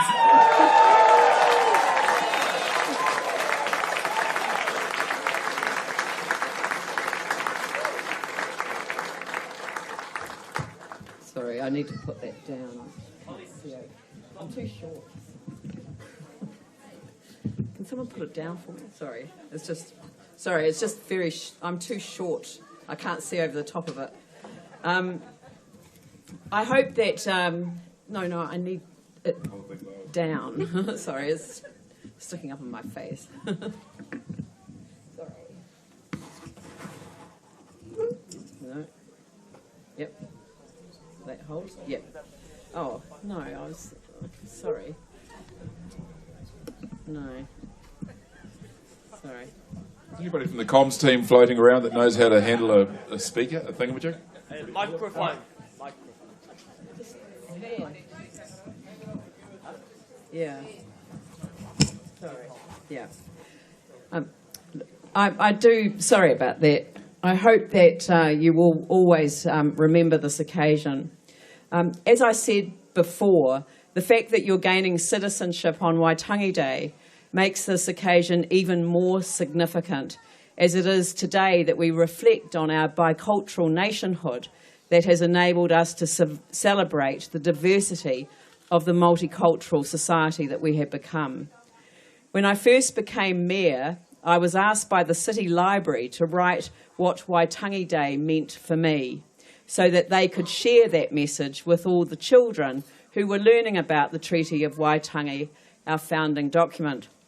It caused me to reflect on my own experience. I said when I was a child, we didn't learn anything about the treaty at school. As an adult, I became ashamed at how little I knew.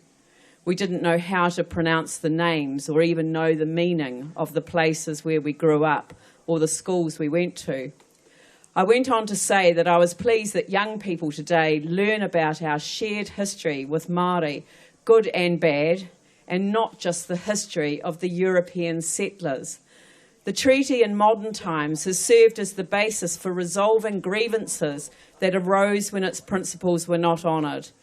Every settlement of a treaty claim begins with a statement of the facts, and then that is followed by an apology for the wrong that has been done. It is actually very easy to explain to children the importance of people owning up and saying sorry when they have done wrong. In this case, the wrong was done by the Crown, which lives on in the form of the executive arm of government, which is why the apology is recorded in the Act of Parliament that confirms the settlement. I've been reflecting on the importance of owning up and saying sorry. During my time in Parliament, the government acknowledged 2 non-treaty historic wrongs and apologised for them. The first was a number of years ago when the Prime Minister apologised for the poll tax and other discriminatory practices that were applied only to Chinese migrants, many of whom originally came to mine for gold. The second was to apologise for New Zealand's early administration of Samoa, covering the influenza epidemic of 1918, the shooting of unarmed Maori protesters by New Zealand police in 1929, and the banishing of Mātai from their homes. The apology was delivered by the Prime Minister in Samoa on the occasion of their 40th anniversary of independence. At the end of 2013, we reflected on the life of Nelson Mandela and his gift to his nation of truth and reconciliation. It was a nation's chance for restorative justice, the chance to speak the truth, acknowledge what had been done, own up and take responsibility for personal actions, whether directed or otherwise, and to express sorrow and regret, a genuine apology for the wrongs that had been committed against others. Recording the history, laying down the truth, and apologising for wrongdoing is at the heart of our treaty settlement process here in New Zealand. It is a firm foundation for building enduring relationships and creating unity, and today we commemorate the signing of that treaty. Today we reflect on the significance of the treaty and the purpose for which we are gathered today. Each one of us or our ancestors made a journey to make Aotearoa, New Zealand, home, whether they came by waka, by ship, or by plane. It is the journey that we all have in common, and that is one of the foundation stones of our nation. There is a story behind each of those journeys, and it is in sharing the stories of those journeys that enables us to build understanding and enduring relationships which together create unity, and it is the culmination of those stories that adds another chapter to our history as a nation. And that is why being here at Onuku Marae on Waitangi Day is so special. Some of you have had to give up your citizenship of your place of birth in order to take up citizenship here. Let me say this, that as new citizens, none of you severs your ties with your home of birth. You bring your language, your culture, your traditions, and your history with you, and you nurture them in your children.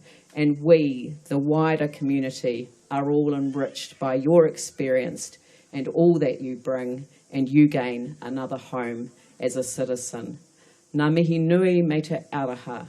Congratulations and best wishes. Kia ora, kia kaha, go well and be strong. Nō reira, tēnā koutou, tēnā koutou, tēnā rā tātou katoa.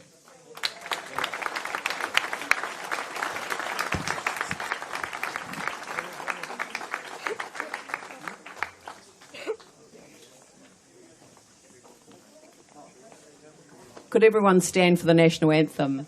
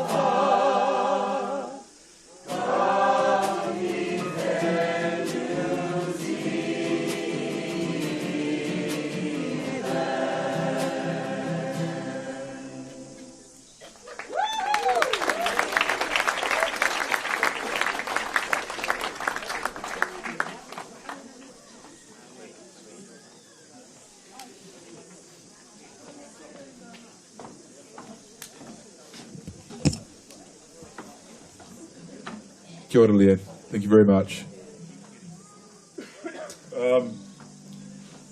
I'm fortunate, as part of my mahi, is that I occasionally get to travel overseas. And I often stand in a queue and you wait, you're going through passport control and you see someone else in the line of that queue that pulls out and you can see that flash on that passport of a little silver fern.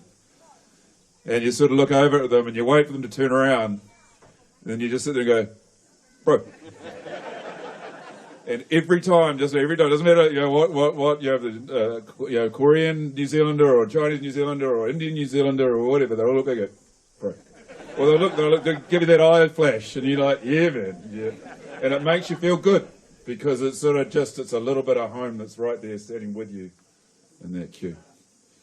So I welcome you, the new New Zealanders. I welcome you, and I mean, I feel honoured to be a Kiwi. So hopefully you do too. We have reached the end of our formalities for the day, for today, and I'd just like to thank you all for attending our beautiful marae in this beautiful part of the world. Sorry? Oh, yes, sure. Okay, no worries. And look, and I'd just like to make several thank yous, in particular to Ngai Tahu Seafood. Sorry, I'll be very quick. Don't worry, guys, it won't be too long. To Ngai Tahu Seafood for providing the beautiful kai moana. To Ngai Tahu Farming for the beautiful meat that you're about to enjoy very shortly off the barbecues that are out the back. And to Ngai Tahu Holdings for providing the transport that's going to get you all back to the kura, back to the school, to your cars. Just a reminder that the buses start leaving at 1 p.m. and the last bus leaves at 1:30. And is there anything else I need to bring up? Oh, and also Bishop Wallace here is going to do a karakia whakamutunga, which is our way of putting a closure to today's formalities. Following that, can we please have all the citizens up onto the front of the pipeway here, which is around here, please? All of the new citizens, and we'd like to get a group photo of you before we go to Kai, before we go to lunch. So I'll hand it over to you, Bishop. Kia ora tātou. Ki noi tātou runga te ai o tangata hunga tokotoru. Rere whakawheta atu nei ki a koe i hua mo te ahua nā tātou nei tīpuna e waiho tia i waki nui a tātou. Mo rangi nui I ronga me papatua no koe takoto. Mo ka mau ka whakahi ka poke kōrero ka taime ki tangata me ka moana e hora nei. Nō ronga ngā humaitanga papai ki a io I rangi I runga. Kia tuku te puahu o papatua no koe takoto. Whakapapapāuna mo te moana, kia hora te mare no kia Aotearoa. Ko ienei tēnei wā whakamutungi au tēnei wahanga, kia a koe e ti hoa I runga tenga wa tamatua, te tama me te wairua tapu. Amen.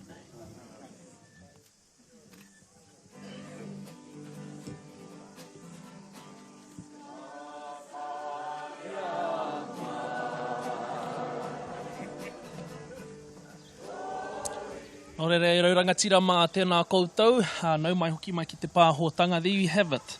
Waitangi rei, tēnei rā whakanui. Mihi atu nei ki a koutou ngā kai mā taki-taki. O tirā, e tika ana ki a reira ngā mihi ki te haukainga. Onuku whenua, Onuku Marae, Onuku tangata, tēnei rā te tuku, te ofa ki a koutou, nā koutou, I manakitia mai I a mātou I tēnei rā tēnei waka mihi, ki te kaupapa anō hoki. Me o the speakers that spoke today, ngā mihi ki a koutou hoki, they were awesome ki te whakanunui tēnei rā ara ko Waitangi, and the theme partnership, which was so shown all the way through today. It was shown all the way through. Ai rā, he mahi kai hoaka, he mahi kai takata. Mō wai rā, mō tātou, mō ka uri, a muri ake nei. Nō reira tēnei au e ka mihi ake ki te kaupapa Waitangi. Kaua e ware e hoa mā, hei te mutunga o tēnei tau, hei te rua te kaumārua, o Noema, ka tū te hui a iwi, ki roto I I waiho pai ara, titi a kai, titi a manawa, a ko mātou hoki tērā e whakapāho ake nei ki a koutou I taua rā tonu. Ai, ena nei te mihi nui ki te māngai pāho mō tō pūsea tautoko I tēnei rā, ki te whakanunui, ki te whakahaere tēnei rā katoa hoki nei te mihi ki a koutou. Arā, ko te tāhu e whama, ko te partnership. Nō reira, e tika rā, kia mahi tahi, kia poko hiwi tahi, tātou, ia tātou, hei oranga mō tā tātou iwi, tō tātou e Māoritanga, e hāre ake nei, e hāre ake nei. Nō reira, ka mihi ake ki ngā mana, ki ngā ringa wera, ki te katoa, Ai. O tēnei kaupapa pōtino ia, te katoa o tēnei rangi, nō reira, mokori anō te hauamihi rere kau atu ana ki ngā tōpito katoa o tēnei o ngā kaupapa, tēnei tōpito katoa o tēnei motu. Tēnei a hāre te piki kōtuku Scared White, tuku ana ngā mihi tēnā koutou. Ai, nei te mihi ki a koe e pikari mai ana hoki ki tō whare, nei te mihi ki a koe ko hine pounamu pōra tēnei e mihi atu ki a koe. Hei kōnā. Hei kona.